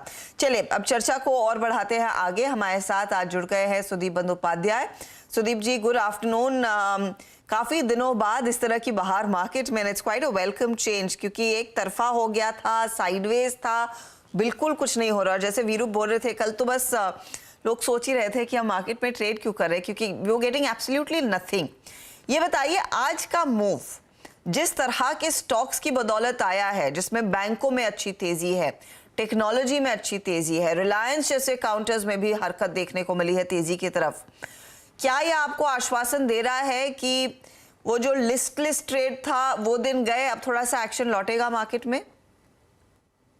कुछ हद तक ये जरूर था कि मार्केट एक रेंज में घूम रहा था और रेंज ब्रेकआउट का इंतजार था। जो इन्फ्लेशन के डोमेस्टिक आंकड़े आए हैं वो उससे ये लग रहा है, पर्टिकुलरली WPI के जो आंकड़े आए हैं वो पॉजिटिव है मार्केट के लिए। और कुछ रिसर्च रिपोर्ट का भी कंट्रीब्यूशन है मूड चेंज करने में। रिलायंस के बारे में एक रिसर्च रिपोर्ट आया है जिसके चलते रिलायंस काउंटर में खरीदारी देखने को मिल रहा है। ओवरऑल आईटी क्षेत्र के लिए भी यही कहूंगा कि एक ओवरसोल्ड जोन में चला गया था, वहां पे भी एक करेक्शन, मतलब एक इंतजार करेक्शन का था, वो देखने को मिला है।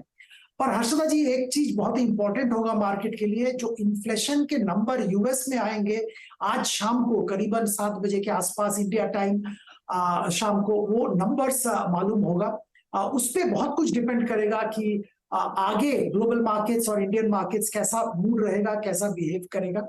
अगर इन्फ्लेशन के मतलब के बाद ग्लोबल इन्वेस्टर्स का रिस्क ऑन मूड बरकरार रहता है तो डोमेस्टिक मार्केट में भी पॉजिटिव मोमेंटम देखने को मिलेगा। सबसे बड़ी बात यह है कि इंडियन मार्केट में डोमेस्टिक फ्लोज तगड़ा है, पर इसके बावजूद सेलिंग प्रेशर एफआईआईज की तरफ से बरकरार था। और अगर ये सेलिंग प्रेशर कम हो जाता है या रुक जाता है या बाइंग आ जाता है तो मार्केट एक बार कंप्लीटली टर्न अराउंड करेगा और ऊपर की तरफ भागेगा। ओके, तो होपफुली यहाँ पर मोमेंटम देखने को मिलेगा और वो साइडवेज वाला टॉर्चर मार्केट से बाहर होगा। टेक्नोलॉजी एक बहुत तगड़ी लीडरशिप में है। आपने ऑफ कोर्स यूएस का जिक्र किया, लेकिन ये आईटी कंपनियां, भारतीय आईटी कंपनियां जिस तरह के एनवायरनमेंट में है, क्या आप पोजीशन ले रहे हैं at the moment?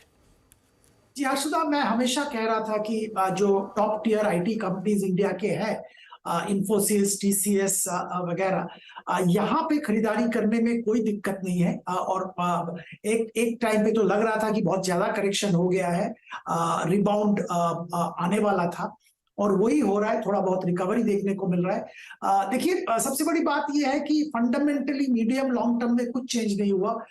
Indian large IT companies are getting orders, their order book is good, their deal wins are also there। सवाल था मार्जिन मेंटेन कर पाएगा या नहीं, ऑर्डर फ्लो मेंटेन कर पाएगा या नहीं। हम लोगों को तो ये लगता है कि आने वाले दिनों में order flow momentum, deal wins बरकरार रहेगा। यूएस में जो रिसेशन, बहुत बड़ा रिसेशन का शंका था, वो कुछ हद तक मिसप्लेस्ड है, क्योंकि यूएस में इतना बड़ा रिसेशन दिख नहीं रहा है। लग रहा है कि सॉफ्ट लैंडिंग पॉसिबल है यूएस में। यूरोप में भी जैसा भयंकर रिसेशन की बात हो रही थी, शायद ऐसा कुछ बहुत बड़ा रिसेशन नहीं होगा और एक तरह से सॉफ्ट लैंडिंग शायद यूरोप में भी पॉसिबल है। और ये सारा इंडियन आईटी कंपनीज के लिए, पर्टिकुलरली दिग्गज आईटी कंपनीज के लिए पॉजिटिव न्यूज है। सो इन्फोसिस, टीसीएस दोनों काउंटर में हम पॉजिटिव है और मीडियम टू लॉन्ग टर्म के लिए खरीदारी की सलाह अभी भी दे रहे हैं। अच्छा सुदीप जी, कहीं इफ्स हैं कहीं बट्स हैं, और आई थिंक आईटी पर भी बात यही हुई, और हालांकि आपका व्यू बिल्कुल क्रिस्टल क्लियर है कि भाई क्या करना चाहिए। एक स्पेस जहां पे बाजार काफ़ी कॉन्फिडेंट है और वो है capital goods. Last budget speech से लेकर इस बजट स्पीच तक क्या गजब के रिटर्न्स मिले। अगर फ्रंटलाइन स्टॉक्स को ना देखूं, एल&टी पे सिर्फ फोकस ना करूं, केमिन्स पे फोकस ना करूं, एबीपी सीमेंस, यहाँ तो पैसा बना ही दिल खोल के बना। अगर मिड कैप में भी कुछ ऐसी कंपनियां या फिर कंस्ट्रक्शन इंफ्रास्ट्रक्चर कंपनियां जो आपको पसंद हो, just putting instance of IRB जिसके नंबर्स हम डिस्कस भी कर रहे थे, ये अच्छा मूव दिया इसने। कोई और छोटी कंपनी या फिर मिड कैप में कंपनी जो आपके जहन में आती हो इस वक्त? कंस्ट्रक्शन और इंफ्रास्ट्रक्चर स्पेस में बहुत सारे कंपनी हमारे नजर में है, और हम बिलीव करते हैं कैपिटल गुड्स के साथ साथ ये कंस्ट्रक्शन इंफ्रास्ट्रक्चर ये भी बहुत अच्छा चलेगा। अच्छा टेलविंड है, सरकार का इतना बड़ा केपेक्स आने वाला है और उसका बहुत बड़ा फायदा इन कंपनीज को मिलेगा। तो अगर आप एनसीसी की बात करें या एनबीसीसी की बात करें, दोनों में हम लोगों का व्यू पॉजिटिव है। पिछले दिनों में कुछ दिक्कतें थी, पर अभी हम लोगों को लग रहा है कि वो दिक्कतें से बाहर आया है, और किसी का नजरिया अगर 6 महीना प्लस का है तो इन दोनों काउंटर में खरीदारी की जा सकती है। ये एनबीसीसी को क्यों आप वकालत करते हैं सर इस वक्त? मैं एग्जैक्टली जानना चाहूँगा। एक ज़माना था बेहद शानदार कंपनी थी, लेकिन ये जो आम्रपाली वाला इशू हुआ और जो ये जोड़ दिया गया इसके साथ, आई थिंक इसका जो पूरा का पूरा गोल्डन एरा था वो कोलैप्स हो गया। इस वक्त एनबीसीसी पे अगर मैं आइसोलेशन में पूछूं तो आपका तर्क क्या है? देखिए, जो होना था हो गया। मैं यही कह रहा हूं कि जितना भी बैड न्यूज था वो फैक्टर इन हो गया है, वो सब प्राइस में ऑलरेडी आ गया है। आने वाले दिनों में जो अपॉर्चुनिटी मिल रहा है, जो अपॉर्चुनिटी सामने आ रहा है, उम्मीद ये है कि उसमें ये अच्छा काम करेंगे, और वहां पे हम लोग बहुत पॉजिटिव है, और इसीलिए यहाँ पे थोड़ा एग्रेसिव अगर बेट कोई लेना चाहता है उसको लिए रेकमेंड कर। सुदीप, आप इनफैक्ट अमेरिकी इन्फ्लेशन आंकड़ों का जिक्र कर रहे थे। कल भारतीय इन्फ्लेशन के आंकड़े आए, वहां पर अभी भी हमने देखा है फिर से एक अपटिक आया है। अब ग्लोबली ऐसी धारणा बन रही है कि इंटरेस्ट रेट साइकिल पीक हो चुका है, यहाँ से एट द मोस्ट एक हाइक और उससे ज़्यादा नहीं। लेकिन भारतीय कॉन्टेक्स्ट में आपको क्या लग रहा है, specially in the light of these new inflation numbers, और पॉलिसी आपने भी सुनी, उसका डिटेल आपने भी देखा है। डविश स्टांस तो अभी भी लिया नहीं है गवर्नर साहब ने। हमारी पॉलिसी या फिर रेट स्पीक आउट करने में आपको कितना लग रहा है, रफली कितना और टाइम लग सकता है, या फिर कितने और हाइक्स लग सकते हैं? हर्षदा, देखिए, इस बार पॉलिसी के पहले बहुत सारे जो एक्सपर्ट्स हैं वो कह रहे थे कि हाँ 25 बेसिस पॉइंट हाइक तो होगा, पर आरबीआई गवर्नर का टोन डविश होगा और वो आने वाले दिनों के लिए थोड़ा नरम प्रेडिक्शन करेंगे। पर ऐसा हुआ नहीं, क्योंकि शायद आरबीआई का जो इंटरनल रीडिंग था उससे उन लोगों को लग रहा था कि इन्फ्लेशन के नंबर, पर्टिकुलरली फूड इन्फ्लेशन के नंबर ऊपर आएंगे और वो ओवरऑल इन्फ्लेशन को ऊपर ले जाएगा, जो कि हुआ है। सीपीआई में, डब्ल्यूपीआई में, दोनों जगह पे फूड इन्फ्लेशन के आंकड़े बहुत डिसहार्डनिंग थे, ये कह सकता हूँ। पर यहाँ पे मैं ये कहूंगा कि इसमें दो मुद्दों पे आरबीआई को ध्यान रखना पड़ता है। एक डोमेस्टिक इन्फ्लेशन, और दूसरा बहुत ही रिलेटेड, बहुत ही क्रूशियल फैक्टर करेंसी का लेवल्स। और ये दोनों को नजर में रखते हुए उनको इंटरेस्ट रेट पे डिसीजन लेना होता है। और जो लग रहा है कि यूएस में अगर रेट बढ़ने का सिलसिला बंद हो जाए या उसमें एक लेवल पे लग रहा है कि और नहीं बढ़ेगा, तो इंडिया में भी आरबीआई के ऊपर जो रेट बढ़ाने का जो प्रेशर या कंपल्शन होता है वो नहीं रहेगा। ये शायद पॉसिबल नहीं होगा कि इसके बाद बिल्कुल रेट ना बढ़े। शायद और अनदर 25 to 50 बेसिस पॉइंट का एक बार आ सकता है, provided inflation doesn't come down. पर उसके बाद शायद entire rate cycle will depend on how US Fed treats and how US inflation behaves. अच्छा सुदीप जी, एक दो चीज़ और, अगर आप CY22 को देखें, वहाँ पे लग्जरी ने काफ़ी पैसा खींचा अपनी तरफ है। Just putting instance of Indian hotels, pent up demand, travels and tourism. Budget speech से पहले आई थिंक उस दिन हर तरफ इंडियन होटल्स के नंबर्स का हल्ला था। लेमन ट्री के नंबर्स काफ़ी अच्छे खासे रहे। होटल्स में अभी आपका कमिटमेंट है सर, और अगर कोई फ्रेश भी हो इस स्पेस में तो बताइएगा प्लीज। होटल्स में हम लोग ताज जो इंडियन होटल्स है वहां पे बहुत ही पॉजिटिव व्यू था, पर एक लेवल पे अभी प्राइस चला गया तो फ्रेश बाइंग शायद करने का सलाह नहीं देंगे। एक दूसरा होटल कंपनी का नाम जिक्र मैं करना चाहूंगा, शैले होटल्स।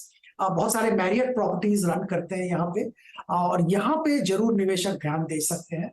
अच्छा अपॉर्चुनिटी है, अभी भी लग रहा है। इसके अलावा जो रिलेटेड सेक्टर्स है वहां पे थोड़ा ध्यान दिया जा सकता है, जैसे रेट गेन बोल के एक कंपनी है टेक्नोलॉजी क्षेत्र में।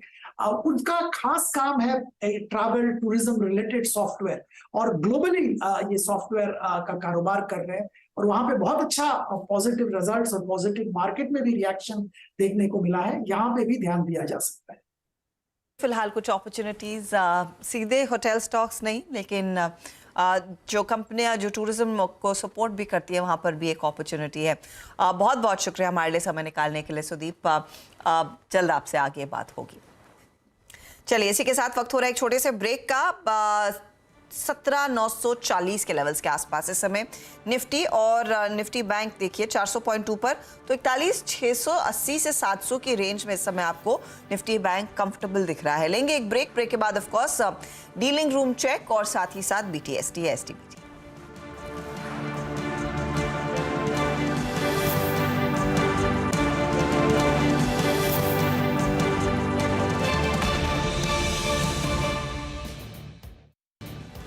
स्वागत है आपका एक बार फिर। भारतीय बाजारों में आज अच्छी रौनक, 160 पॉइंट की बढ़त इस समय निफ्टी पर। मिड कैप्स हालांकि अभी भी नरम है, 64 अंकों की गिरावट पर ट्रेड देखने को मिला है। डीलिंग रूम में आज काफी दिनों बाद फिर से रौनक लौटी होगी, चहक आई होगी, थोड़ा सा एक्शन देखने को मिला होगा, क्योंकि कल जैसे यतन कह रहे थे बड़ी सुस्ती थी वहां पर, और ऑफ कोर्स स्क्रीन पर भी। कितनी एक्टिविटी है आज? तो अर्शदा, सही बात है, वॉल्यूम्स कम है, और हम ये DIFI के भी आंकड़े देख रहे हैं, बहुत सुस्त आ रहे हैं आजकल।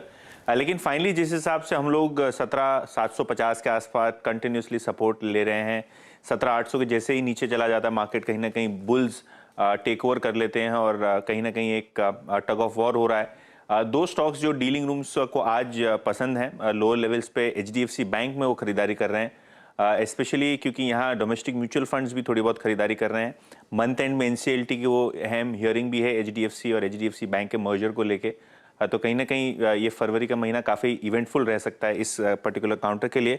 फेब सीरीज में लगभग 14 lakh shares, 14 lakh shares add हुए हैं ओपन इंटरेस्ट में, और 1700 से लेकर 1725 तक के टारगेट्स कुछ ही हफ्तों में आने चाहिए, ऐसा डीलिंग रूम्स का मानना है। यानी करंट मार्केट प्राइस से लगभग 50 से 60 रुपए की तेजी HDFC बैंक में डीलर्स को पोजिशनली लग रही है। और दूसरा काउंटर भारत फोर्ज, ऑब्वियसली आज रिजल्ट्स आए, थोड़े बहुत कमज़ोर नतीजे, क्योंकि इनके जो इंटरनेशनल फोर्जिंग बिजनेस है, खास करके एल्यूमिनियम फोर्जिंग, यहाँ इन्होंने थोड़ा बहुत नुकसान किया है क्वार्टर में। लेकिन डीलिंग रूम्स को लगता है कि मैनेजमेंट की कमेंट्री काफ़ी स्ट्रांग है।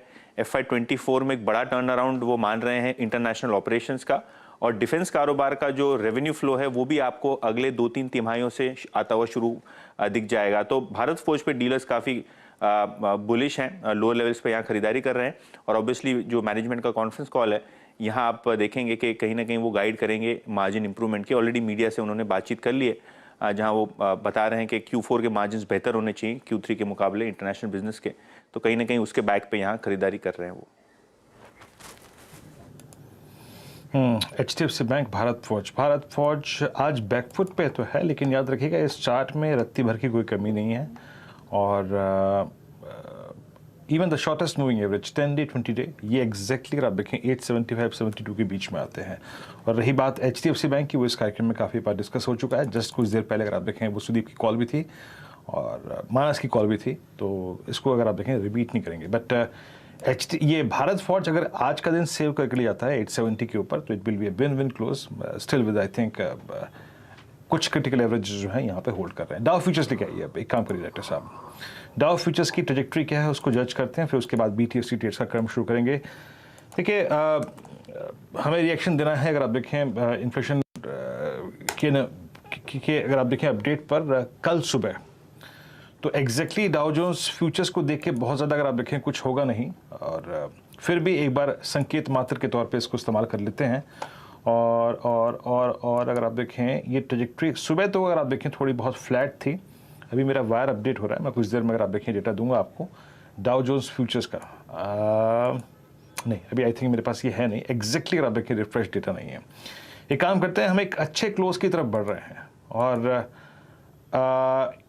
अगर आप निफ्टी की क्लोजिंग देखें, अगर ये 9 to 8 के आसपास आती है मैंने कहा ना कि बहुत निर्णायक कोई अगर आप देखें चीज़ नहीं मिलेगी आपको। डाउ फ्यूचर्स 7 अंक ऊपर, नेस्डेक फ्यूचर्स 3 अंक ऊपर, S&P फ्यूचर्स 1 अंक ऊपर। ठीक है, छोड़ते हैं इसको। ये क्लोजिंग ठीक ठाक है or above I think Nifty पे 17,900 के ऊपर का ये क्लोज है। और इस क्लोज को अगर देख लें कि अगर ये इस जोन में भी क्लोज आता है तो ये कैसा क्लोज होगा। 925 का मतलब ये है आप 20 और 100 डे के ऊपर ट्रेड कर रहे हैं और आज का इंट्राडे हाई रहा एग्जैक्टली 50 डे एक्सपोनेंशियल एवरेज। और जहां तक बैंक निफ्टी का सवाल है at 41,626 it will be a close about 20 day exponential moving average. 20 day में फ्लोट कर रहा है करीब करीब 592 पर। मानस क्लोजिंग के लेवल्स को अगर मैं यही मान के चलूँ, अगर यही होता है तो एवरेजेस के लिहाज से एक अच्छी क्लोजिंग होगी, लेकिन एक ग्लोबल इवेंट है, यूएस तय करेगा एग्जैक्टली कल का मूड और सेंटिमेंट। आप ट्रेड क्या कैरी करेंगे कल के लिए? देखिए रिलायंस को लेके जाएंगे, क्योंकि यहाँ पर अगर आप देखिए तो फ्रेश ब्रेकआउट देखने को मिला है, रिवर्सल के साइन भी देखने को मिले हैं, क्योंकि हायर टॉप्स हायर बॉटम्स का स्टॉक ने कंफर्मेशन दिया है। Inverse head and shoulder pattern का ब्रेकआउट 60 मिनट चार्ट पे देखने को मिला है, थोड़े बेहतर वॉल्यूम देखने को मिले हैं, तो आई थिंक यहाँ पर खरीदारी करेंगे। 2344 ये कैश लेवल्स है, 2344 के स्टॉप लॉस से खरीदारी करके जाएंगे। 2425 आपके टारगेट्स होंगे। ट्रायल में एक ट्रेड लेने का मौका इस समय साफ है। सुदीप, आपका ट्रेड क्या रहेगा? हर्षदा जी, मेरा ट्रेड रहेगा BTST के लिए यूपीएल। हमने देखा है पिछले 3-4 दिन से यूपीएल में एक अच्छा मोमेंटम बन रहा है, higher top higher bottom formation भी हो रहा है। आज स्टॉक ने वापस 200 DMA के ऊपर सस्टेन करके वापस 50 DMA के ऊपर भी आ चुका है स्टॉक और वॉल्यूम बेस्ड ब्रेकआउट है, ओपन इंटरेस्ट में भी बढ़ोतरी हुई है। तो मुझे लग रहा है यहाँ पे मोमेंटम अच्छा बना हुआ है। 752 के टॉप लॉस से यूपीएल बाय कर सकते हैं, 775 780 के टारगेट के। 75,780 के लिए एक मौका यूपीएल में तेजी करने का। गावा साहब, आपका ट्रेड? मेरा ट्रेड मेरे ख्याल से हिंडाल्को होना चाहिए। डबल बॉटम बना हुआ है टेक्निकल रूप से, right at the beginning of the bottom, बहुत ही एग्रेसिव ट्रेड है। ट्रेड करें 434 के आसपास, अगर आपको मिले कल तक जो मिलना चाहिए मेरे हिसाब से वो 444 तक ले जा सकता है और स्टॉप होगा 430 का। Hindalco 434, stop 430 and target 444। 44 के लिए एक मौका दिख रहा है। श्रीकांत, आप क्या लेंगे? तो यहाँ पे मुझे लगता है कि 2 स्टॉक देख सकते हैं। एक तो है एक्सिस बैंक जो अपने कल के हाई के ऊपर बंद हो रहा है, साथ ही साथ इसने एक हायर बॉटम फॉर्मेशन भी किया है और अगर मार्केट में कल के दिन में अगर तेजी पकड़ता है तो मुझे लगता है इसमें अच्छी खासी शॉर्ट कवरिंग भी हो सकती है। तो एक्सिस बैंक को लॉन्ग करें अराउंड 870-72 के करीब। टारगेट्स यहाँ पे रखे 890 के और हम स्टॉप लॉस यहाँ पे रखेंगे 860 के करीब का। और साथ ही साथ मुझे लगता है कि पूना वाला फिनकॉर्प ये एक स्टॉक भी है जिसे हम बिल्कुल हमारे रेडार पे रख सकते हैं। उसका रीजन ये है कि इसने एक रेक्टेंगल फॉर्मेशन बनाया था, उसके हाईएस्ट पॉइंट को यानी कि हाईएस्ट अपर बाउंड्री को उसने क्रॉस किया है। तो पूना वाला फिनकॉर्प अगर यहाँ से चलता है तो वापस एक बार 330-335 के लेवल्स दिखा सकता है। करंट लेवल से फिनकॉर्प को अगर पूना वाला फिनकॉर्प को लॉन्ग करते हैं तो स्टॉप लॉस यहाँ पे रखने पड़ेंगे अराउंड 304 के। ये फिलहाल पूना वाला फिनकॉर्प और इसका जिक्र कल भी हो रहा था। सुदीप, आप भी ट्रैप करते हैं ना पूना वाला फिनकॉर्प?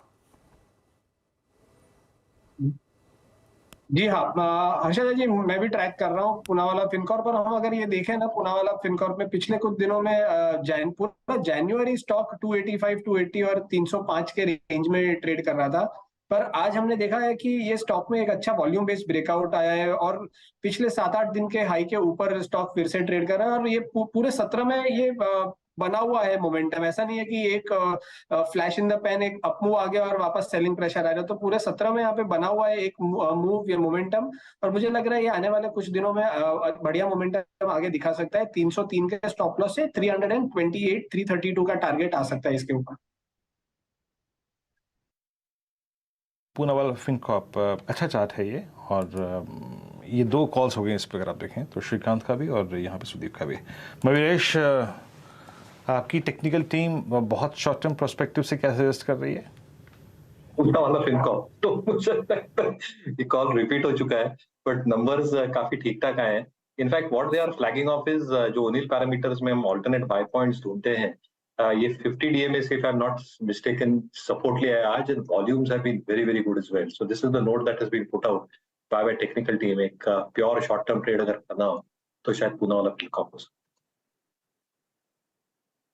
कि पूना वाला फिनकॉप आपकी स्क्रीन पे 312 पे ट्रेड करता हुआ। यस, एक बार मैं इस चार्ट को देखूं जरा प्लीज, इसकी प्लेसमेंट दिखाएंगे। कैंडलस्टिक चार्ट रखिएगा साल भर का अगर हो सके तो। और यस, इसकी एक 25 अक्टूबर 2022 से, यानी अगर आप देखें नवंबर, दिसंबर, जनवरी, फरवरी, 4 महीने की अगर आप देखें तो जो चैनल है फॉर्निंग चैनल, इन नंबर्स के बाद बड़ी खूबसूरती से अगर आप देखें बाइसेक्ट हो रही है। अब लेके आइए जरा आप मार्केट ब्रेथ। सुबह क्या थी ब्रेथ? 35 advances longs. अभी क्या है लेके आइए? एडवांसेस और डिक्लाइंस, शॉर्टिंग और लॉन्ग अनवाइंडिंग, इन सब की अगर आप देखें आंकड़े लेके आते हैं आपकी स्क्रीन पर। और कल के लिए जब हम जा रहे हैं तैयार होके और एक ग्लोबल इवेंट को हमें फेस करना है, हमारे पीछे अगर आप देखें आई थिंक फोर्स कितनी है उसको देखते हैं। नॉट इनफ बट स्टिल 58, ज़्यादा नहीं लेकिन 58 अगर आप देखें अभी भी लॉन्ग्स हैं, 40 में शॉर्ट कवरिंग। बट ये चीज़ अच्छी है कि शॉर्ट कवरिंग आज बाजार में थी, मंदड़ी कुछ बैकफुट पे थे और ये कंसोलिडेट फिगर जो थी वो लगभग 100 के आसपास पहुंच गए। 71 शॉर्ट्स थे, 24 long unwinding. UPL, ITC, Canara bank, Glenmark, PFC में यहाँ पे लॉन्ग बिल्डअप था, शॉर्ट कवरिंग थी। सिटी यूनियन बैंक में जो कल जो एक्सीडेंट था 16% स्टॉक क्रैश हुआ था पोस्ट अर्निंग्स। रिलायंस में आज शॉर्ट कवरिंग थी। याद रखिएगा रिलायंस पे एक कॉल भी थी और एक स्टैंडर्ड डिस्क्लेमर शायद हमने दिया नहीं उस वक्त, लेकिन दे देता हूँ मैं आपको। कोई भी बाय कॉल आपकी स्क्रीन पे आए तो उसका एक प्लीज़ एक निजी राय रखिएगा। रिलायंस का मैं जिक्र इसलिए कर रहा हूँ क्योंकि रिलायंस का 2377 का क्लोज जो है ना, वो यहाँ पे एक बात मार्क करनी है। जब मैं परसों एक लॉन्ग की कमेंट्री दे रहा था निफ्टी पर, डायरेक्टर साहब जरा कुछ देर के रिलायंस चार्ट पे आएंगे, आई थिंक सडनली वो बात मेरे को कहनी ज़रूरी है। मैंने आपको एक बात कही थी कि रिलायंस ने लगभग 11 जनवरी के बाद पहली बार अटेम्प्ट किया था 10 डे एक्सपोनेंशियल मूविंग एवरेज को पार करने का ऑन 8 फेब। आज रिलायंस ने लगभग 10 जनवरी के बाद पहली बार अपना 20 day exponential moving average strike किया है। तो मानस ने एक कॉल भी लिया है याद रखिएगा, और 20 डे माह को इसने स्ट्राइक किया है एक बड़े गैप के बाद। और एक इंडेक्स हैवी वेट का आई थिंक अपने 20 डे माह को स्ट्राइक करना, that's I think positive for indices. अब आइए जरा फिर उन फिगर्स पे, शॉर्टिंग, लॉन्ग अनवाइंडिंग, यहाँ पे क्या हुआ, वो कौन कौन से स्टॉक्स थे जहाँ पे लॉन्ग अनवाइंडिंग हुई या फिर शॉर्टिंग हुई। क्योंकि लॉन्ग्स तो हमने देख लिए, ज़्यादातर अगर आप देखें छोटे छोटे स्टॉक्स में आप देखें तो आज लॉन्ग्स थे। शॉर्ट बिल्डअप नवीन फ्लोरिन में, हनीवेल में, आयशर मोटर्स में, बालकृष्ण इंडस्ट्रीज़ में, पीआई इंडस्ट्रीज़ में लॉन्ग अनवाइंडिंग थी। इंडियबल्स हाउसिंग फाइनेंस में, अपोलो हॉस्पिटल्स में अगर आप देखें आज एक क्रैक था। मैक्स फाइनेंशियल्स, एसबीआई लाइफ और आईजीएल, ये कुछ काउंटर्स ऐसे। हालांकि मैं एक चीज़ देख रहा हूँ कि बहुत बड़े दिग्गज हैवी वेट्स पे अगर आप देखें दिक्कत नहीं है। अच्छा, एक चंक को मैं छूना भूल गया जिसका इस कार्यक्रम में डिस्कशन हुआ नहीं अब तक, और करना बहुत ज़रूरी है क्योंकि ये एक स्टॉक जो है अपनी ट्रेजेक्ट्री को बहुत शानदार तरीके से बदल रहा है और इस पूरे पुल बैक में इसका काफ़ी महत्वपूर्ण कंट्रीब्यूशन था, दैट्स बजाज फाइनेंस। इस बीच याद रखिएगा सिमेंस, आपकी स्क्रीन पर नंबर आते हुए सिमेंस लेके आइएगा। मैं इनफैक्ट अब वायर पे देख ही रहा था, सिमेंस 3140 इस वक्त डे हाई की ट्रेजेक्ट्री में आने की कोशिश करता हुआ। मुनाफे में 250 करोड़ के मुकाबले अगर आप देखें 462, 250 के मुकाबले 462 की फिगर, और साल दर साल अगर आप देखें तो यहाँ पे ये चेंज है। और प्लीज़ आई थिंक वो डिजिट चली गई मेरी स्क्रीन से। बहुत ही तगड़े आए हैं कंपनी के। 11% का एक्सपेक्टेशन था, नियरली 19% का मार्जिन कंपनी ने पोस्ट किया है। प्रॉफिट का आंकड़ा आपने तो कह ही दिया, और रेवेन्यू 4015 करोड़ पर। ये इनफैक्ट हर पैरामीटर पर नंबर्स जो है ना वो उम्मीद से काफ़ी बेहतर है। एबिटा लेवल भी अगर आप देखेंगे ये आया है 600 करोड़ के आसपास। यहाँ पर भी हमने देखा एक बीट ही है। तो प्रॉफिट हो, मुनाफा हो, मार्जिन्स हो, एबिटा हो, अक्रॉस ऑल क्वार्टर्स काफ़ी तगड़े नतीजे। और यही आप पूछ रहे थे मेरे ख्याल में सुदीप से भी कि कैपिटल गुड स्पेस में हमने देखा है बहुत ही सॉलिड परफॉर्मेंस देखने को मिला है, चाहे वो L&T हो, आपका ABB हो, सबने काफ़ी तगड़े, कमिंस जिसकी हम बात कर रहे थे, सबने काफ़ी स्ट्रॉन्ग नंबर्स पोस्ट किए। मयूरेश, आप क्या बुलिश हैं इस पूरे पैक पर, और क्या सीमेंस में इस समय कुछ मौका ढूंढेंगे तेजी का? एब्सोल्युटली, ये सारे स्टॉक्स हमारे बाय वॉच लिस्ट पे है Harshada ji, and all the stocks have given fabulous set of numbers. In fact Cummins की जो मैनेजमेंट कमेंट्री थी वो भी लाजवाब थी। ऑर्डर फ्लोज अगर आप देखें, एबीबी हो, सीमेंस हो, क्यूमेंस हो, एलएनटी हो, काफी तगड़े आ रहे हैं। In fact more and more orders will start coming through in the next 2 to 3 quarters. अगले साल यही क्वार्टर में जनरल इलेक्शंस का आभास होगा, और इसलिए जो प्री टेंडरिंग होगी ऑर्डर्स की, ये सारी कंपनियों को एक बहुत फायदेमंद ठहराएगी। दूसरा, आई थिंक जो मार्जिन्स के साथ ये कंपनीज काम कर रही है, शायद थोड़ी आउटलैंडिश मार्जिन्स रहेंगी ये क्वार्टर के लिए, but even if you look at normalised margins, it shall be far better in the next financial year as well. इसलिए जो हम अर्निंग्स के ट्रेजेक्टरी मान के चलते हैं कि पिछले साल आई थिंक जो अर्निंग्स इन्होंने रिपोर्ट की थी, क्या अगले वित्त वर्ष में अर्निंग्स बीट कर पाएंगे? शायद एक ये स्पेस है जहां पे earnings beat can happen at a substantial pace, शायद डबल डिजिट में earnings beat even year on year हो सकती है। इसलिए आई थिंक जो वैल्यूएशंस प्रीमियम स्पेस को मिल रहा है, जो कैपिटल एक्सपेंडिचर ये स्पेस की तरफ आ रहा है, जो ऑर्डर्स आएंगे और जो मार्जिन्स के साथ ऑर्डर आएंगे, ये सारी चीजें बताती है कि बैलेंस शीट ग्रोथ तगड़ी होगी और operating leverage, specifically cash flows, बहुत तगड़े होंगे। Yes, very bullish on this overall space. Bullish on siemens, और स्टॉक देखिए एक अच्छी रिकवरी दिखा चुका है। इस पर आपकी कोई राय है गावा साहब? सीमेंस में इनफैक्ट सुबह हमने डिस्कस किया था, और मुझे लगता है कि सीमेंस में एक अपमूव है, कायम है। मेरे ख्याल से कहीं पर कॉम्प्रोमाइज नहीं हुआ। एक्सपेंशन कॉन्ट्रैक्शंस होते रहे हैं, स्ट्रॉन्ग सपोर्ट करीब 3050 के करीब है। डिप्स मिलती है तो बाइंग अपॉर्चुनिटी है, अपमूव मिलना चाहिए। 3 to 5 टारगेट है, लेकिन उसे वक्त लगेगा। सीमेंस जी हाँ, और एक बार निफ्टी बैंक लेके आई। देखिए बात तो बहुत हो गई, अब ट्रेड है भी नहीं, लेकिन सिमंस बेहद शानदार नंबर। हर्षदा, आज सुबह सुबह मॉर्निंग कॉल में हम लोग क्या बात कर रहे थे? इतिहास ऑन वैलेंटाइन डे। डेटा साहब रखिएगा, 2017 डाउन 0.14%, 2018 डाउन 0.36%, 2019 डाउन 0.44%, 2020 डाउन 0.50% और 2022 डाउन 3.06%। लेकिन आज सुबह एक बात और थी, नीरज जी कह रहे थे कि नहीं, आज मंगल जो है वो इस वैलेंटाइन डे पे हावी होगा। मंगल वाकई हावी हुआ। निफ्टी आपकी स्क्रीन पर करीब आप समझ लीजिएगा कि 158 अंकों पर 17,929 पे, और बैंक निफ्टी और आईटी इनफैक्ट सब कुछ चला आज। तो ये इतिहास बदल गया। और अभी कुछ देर में मैं वो टुंगनाथ ने एक और स्पेसिफिक रिसर्च दी थी हर्षदा, कि वैलेंटाइन डे ऑन ट्यूसडे, वो एग्जैक्टली बिल्कुल सही बैठा। मैं टुंगनाथ से अगर आप देखें, इनफैक्ट कहूँगा कि प्लीज़ टुंगनाथ एक बार मेरे को वो स्टैट्स भेजना, वैलेंटाइन डे और ट्यूसडे। इस सदी में 4 बार वैलेंटाइन डे मंगलवार को पड़ा है। इसमें पहली बार 2006 में बाजार लाल निशान में था, 2006 में, ओके। उसके बाद 2012 में हरे निशान में बंद हुआ, 2017 था मेरे ख्याल से इसके बाद, जिसमें बाजार लाल निशान में था, एंड फाइनली 2023 में आज एक सुर्ख हरे लाल रंग में। हर्षदा, तो बेसिकली आज सारे बुल्स को दरअसल मिला है गुलाब का फूल, और वैलेंटाइंस डे पूरे जोश में मनाया गया है। बहुत ही अच्छा एक वैलेंटाइंस डे वन साइड, जो पिछले पास्ट हिस्ट्री हुई वन साइड, लेकिन आज की जो रैली है वो वाकई में बहुत बड़ी रिलीफ रैली है, क्योंकि लगातार हम एक बहुत ही छोटे दायरे में पिसते दिखाई दे रहे थे। गावा साहब, आप तो अग्री करेंगे ना, क्योंकि कल ही हम चर्चा कर रहे थे, इस टाइम पर बोर हो गए, लेकिन आज तो बिल्कुल बोरिंग नहीं था मार्केट। एक्सपेक्ट नहीं करते, मार्केट में ट्रेंड होना चाहिए ऊपर या नीचे। साइडवेज मूव में मजा ही नहीं आता, कल तो वेस्ट लेकिन यस, ट्रेंड जरूरी है। आई लाइक द वे गावा साहब से, कल का दिन पूरा वेस्ट था एक्चुअली, कुछ हुआ ही नहीं कल, एकदम साइडवेज। और कल तो जैसे वीरू कह रहे थे ना, बस आंसू नहीं आए लोगों के। अच्छा, अदानी एंटरप्राइजेस स्क्रीन पर लेकर आते हैं, क्योंकि इसमें बहुत वाइल्ड स्विंग्स देखने को मिले। 4.5 से 5% तक की रिकवरी आई थी, और वहां से फिर हल्का होकर ये करीब 1748 पर जाकर टिकता हुआ दिखाई देगा। तो इसमें कूल ऑफ है, और कूल ऑफ दरअसल HCL टेक में भी देखने को मिला है।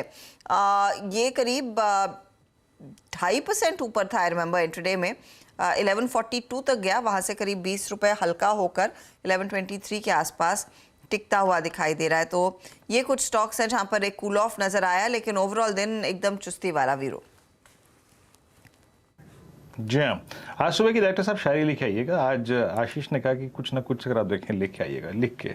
आज की सुबह की शायरी क्या थी कि मोहब्बत का रंग आज लाल है, SGX का रंग सुर्ख हरा है, हीरा है सदा के लिए पर महंगा बड़ा है, इजहार कीजिए तो बस गुलाब लेकर सोना 58,000 पर खड़ा है, और दिला दो छुटकारा मुझे इस दायरे से, 2 हफ्ते से मेरे पीछे पड़ा है। फाइनली इस दायरे से छुटकारा मिल गया। क्यों मानस? बिल्कुल बिल्कुल इस दायरे से छुटकारा मिल गया, क्योंकि काफी दिनों से हम देख रहे थे कि निफ्टी हाई लेवल पे रेजिस्टेंस फेस कर रहा था, बट फाइनली देखते हैं अब कल 50 डे मूविंग एवरेज ब्रेक होना जरूरी है। जी हाँ, यस। देखिए मैंने कहने के लिए कह दिया कि ये दायरा टूट गया है, लेकिन जो सबसे क्रिटिकल रेंज है, याद रखिएगा, सबसे क्रिटिकल लेवल पूरे मार्केट के लिए अभी भी बजट डे का हाई क्रॉस नहीं हुआ है, और उसके ऊपर 18,010 का कॉलाइटर। ठीक है, पिछले अगर आप देखें वो 9-10 की चैनल बाइसेक्ट हो गई है, बट सबसे मुश्किल जोन जो है that's 973, that's budget day high, और आपका जो 50 डे एक्सपोनेंशियल एवरेज है वो आता है 954, जो कि आज का डे हाई है। दिन आज बिलोंग करता है निफ्टी IT के लिए, और याद रखिएगा ITC आज 381 पे अपने करियर के ऑल टाइम हाई पे क्लोज होगा। आज केमिकल बास्केट का UPL स्टार परफॉर्मर रहा। रिलायंस ने आज के इस पुल बैक में एक अहम भूमिका निभाई और छुआ अपने 20 डे एक्सपोनेंशियल एवरेज को, और अदानी एंटरप्राइजेस, याद रखिएगा, नंबर्स अच्छा है, उसके बाद एक स्ट्रॉन्ग रिएक्शन था। तो हर चीज़ अगर आप देखें आज इस अप स्विंग में धीरे धीरे करके जुड़ती रही, जो कि शुरू हुई थी निफ्टी IT से। लेकिन इस क्लोजिंग को देखने के लिए चलते हैं वॉल पे हर्षदा के पास, बड़ी वॉल पे। Harshada, over to you. जी हाँ वीरू, एक बहुत ही स्ट्रॉन्ग सेशन और बहुत दिन एक ही दायरे में पिसते हुए हम फंस रहे थे, और आज एक तगड़ी रिलीफ रैली देखने को मिली। इंडेक्स का लेवल याद रखिएगा, ऊंचाई में 17,925 से ज़्यादा था if I am not mistaken, और उसी लेवल के आसपास दरअसल डे हाई के करीब ही हम जाकर टिकते हुए दिखाई देंगे। निफ्टी बैंक 41,600-700 की तरफ बढ़ता हुआ आज दिखाई दिया, और क्लोज 41,600 के ऊपर ही है। ये है फिलहाल आपके लिए इंडेक्स के लेवल्स। निफ्टी बैंक में अच्छी तेजी, निफ्टी में अच्छी तेजी, टेक्नोलॉजी कंपनियों में आज हमने देखा एक अच्छा खासा रुझान तेजी का बनता दिखाई दिया, 280 अंकों का इजाफा वहां देखने को मिला है। तो ये इनफैक्ट पॉकेट्स ऑफ स्ट्रेंथ थे। एंड मोस्ट इंपॉर्टेंटली आपको देखना चाहिए रिलायंस इंडस्ट्रीज का स्टॉक, क्योंकि RIL दरअसल ज्यादा पार्टिसिपेट नहीं कर रहा था मार्केट में, उसकी तरफ से योगदान आया तो अच्छा खासा मूव मार्केट का बना 2.5% ऊपर। इसके अलावा कुछ टेक काउंटर्स आपकी स्क्रीन पर रखते हैं, इन्फोसिस, TCS जैसे स्टॉक्स, HCL टेक महिंद्रा जैसे स्टॉक्स में हमने देखा आज अच्छी खासी तेजी बनती दिखाई दी। कुछ मिड कैप के साइड पर आएंगे आप तो वहां पर भी आपको कुछ ऐसे ट्रेड्स दिखेंगे जहां पर हमने देखा है आज के दिन आइदर साइड के ट्रेड्स बनते दिखाई दिए हैं। स्पेशली मिड कैप इंडेक्स में भारत फोर्ज लेकर आई है, नतीजों के बाद वो स्टॉक क्रैक करता हुआ दिखाई दिया था, वहां पर दबाव बना है, करीब 2% के नुकसान पर हम जाकर टिके हैं। ये एक स्टॉक था जो लार्जली प्रेशर में रहा आज के दिन, नंबर्स दोपहर में ही आए तो वहां से एक ड्रैग बना। इनफैक्ट नंबर्स की मैं बात कर रही हूँ तो एक बार आयशा भी देख लेते हैं, क्योंकि नतीजों के बाद नतीजे अच्छे हैं, उसमें कोई दिक्कत नहीं है, मार्जिन को छोड़कर वो स्टॉक भी आज थोड़ा सा दबाव में रहा था, जहां पर हमने देखा है करीब 2-2.25% के नुकसान पर ये जाकर टिका। तो ये कुछ स्टॉक्स थे, स्टॉक स्पेसिफिकली जहां पर हमने देखा है थोड़ा सा पेन देखने को मिला है। नाइका हो, कैंपस एक्टिवेयर हो, नंबर्स के बाद कुछ कॉन्ट्रैक्ट करते हुए दिखाई दिए थे वो काउंटर्स, इसीलिए ब्रॉडर मार्केट में आज हमने देखा है मुनाफा वसूली का सिलसिला दरअसल जारी था। अब लेकर आते हैं आपके लिए हीट मैप, जहां पर आपको साफ दिखाई देगा आज की जो तेजी है आप कह सकते हैं दिग्गजों के हवाले से ही है। मिड कैप्स ने इतना पार्टिसिपेट नहीं किया। दिग्गजों में देखिए UPL 3.5% ऊपर, वहां ITC में अच्छी तेजी बनी, ये भी 3% के गेन्स पर जाकर टिका है। रिलायंस इंडस्ट्रीज के मैं कुछ देर पहले ही बात कर रही थी, 2.5% ऊपर। अदानी पोर्ट और एंटरप्राइजेस में एक पुलबैक देखने को मिला एंटरप्राइजेस के नंबर्स के बाद। और बैंकों में ICICI बैंक का पार्टिसिपेशन, एक्सिस बैंक का पार्टिसिपेशन, HDFC बैंक में तेजी, स्टेट बैंक ऑफ इंडिया में तेजी, ये कुछ स्टॉक्स थे जहां पर ज्यादा तेजी का रुझान बनता दिखाई दिया है आज। ऑटो साइड पर M&M के स्टॉक में आज हमने देखा है खरीदारी हुई है और स्ट्रेंथ वहां पर साफ देखने को मिली है।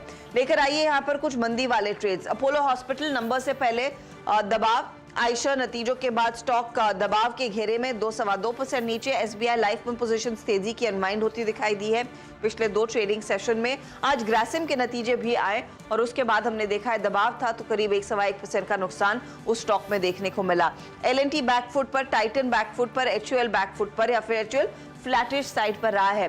लेकिन आज का दिन आप कह सकते हैं इन दिग्गज काउंटर्स के हवाले था, जिसमें टेक्नोलॉजी, बैंक, यूपीएल, रिलायंस और आईटीसी का एक बहुत बड़ा योगदान इस मार्केट में नई जान, नई ऊर्जा डालने के लिए। तो डे हाई के करीब हम जाकर टिके हैं 17,922 के आसपास निफ्टी, और निफ्टी बैंक 41,617 पर जाकर टिका है। तेजी वाला दिन था, अच्छा दिन था। चलिए देख लेते हैं सीधा सौदा में नीरज और आशीष का परफॉर्मेंस फिर कैसा रहा और किन स्टॉक्स में सबसे ज्यादा रिटर्न्स बनते दिखाई दिए। तो आशीष ने 2 मंदी वाले ट्रेड्स रखे थे, इकरा और कैंपस एक्टिवेयर। तेजी की तरफ जीआर इंफ्रा और कोफोर्ज थे, जहां पर कोफोर्ज में हमने देखा है कल की ब्लॉक डील के बाद जो निवेशकों के नाम है उसको देखकर स्टॉक में रिकवरी आई। अब आइए नीरज के परफॉर्मेंस पर। जिंदल वर्ल्ड वाइड नटमर्स के बाद पिटा, पॉलीप्लेक्स नंबर्स के बाद पिटा, एमएम फोर्जिंग में हमने देखा 3.5% की तेजी, और संगम इंडिया भी नंबर्स रिलेटेड ही ट्रेड था जहां पर दबाव देखने को मिला।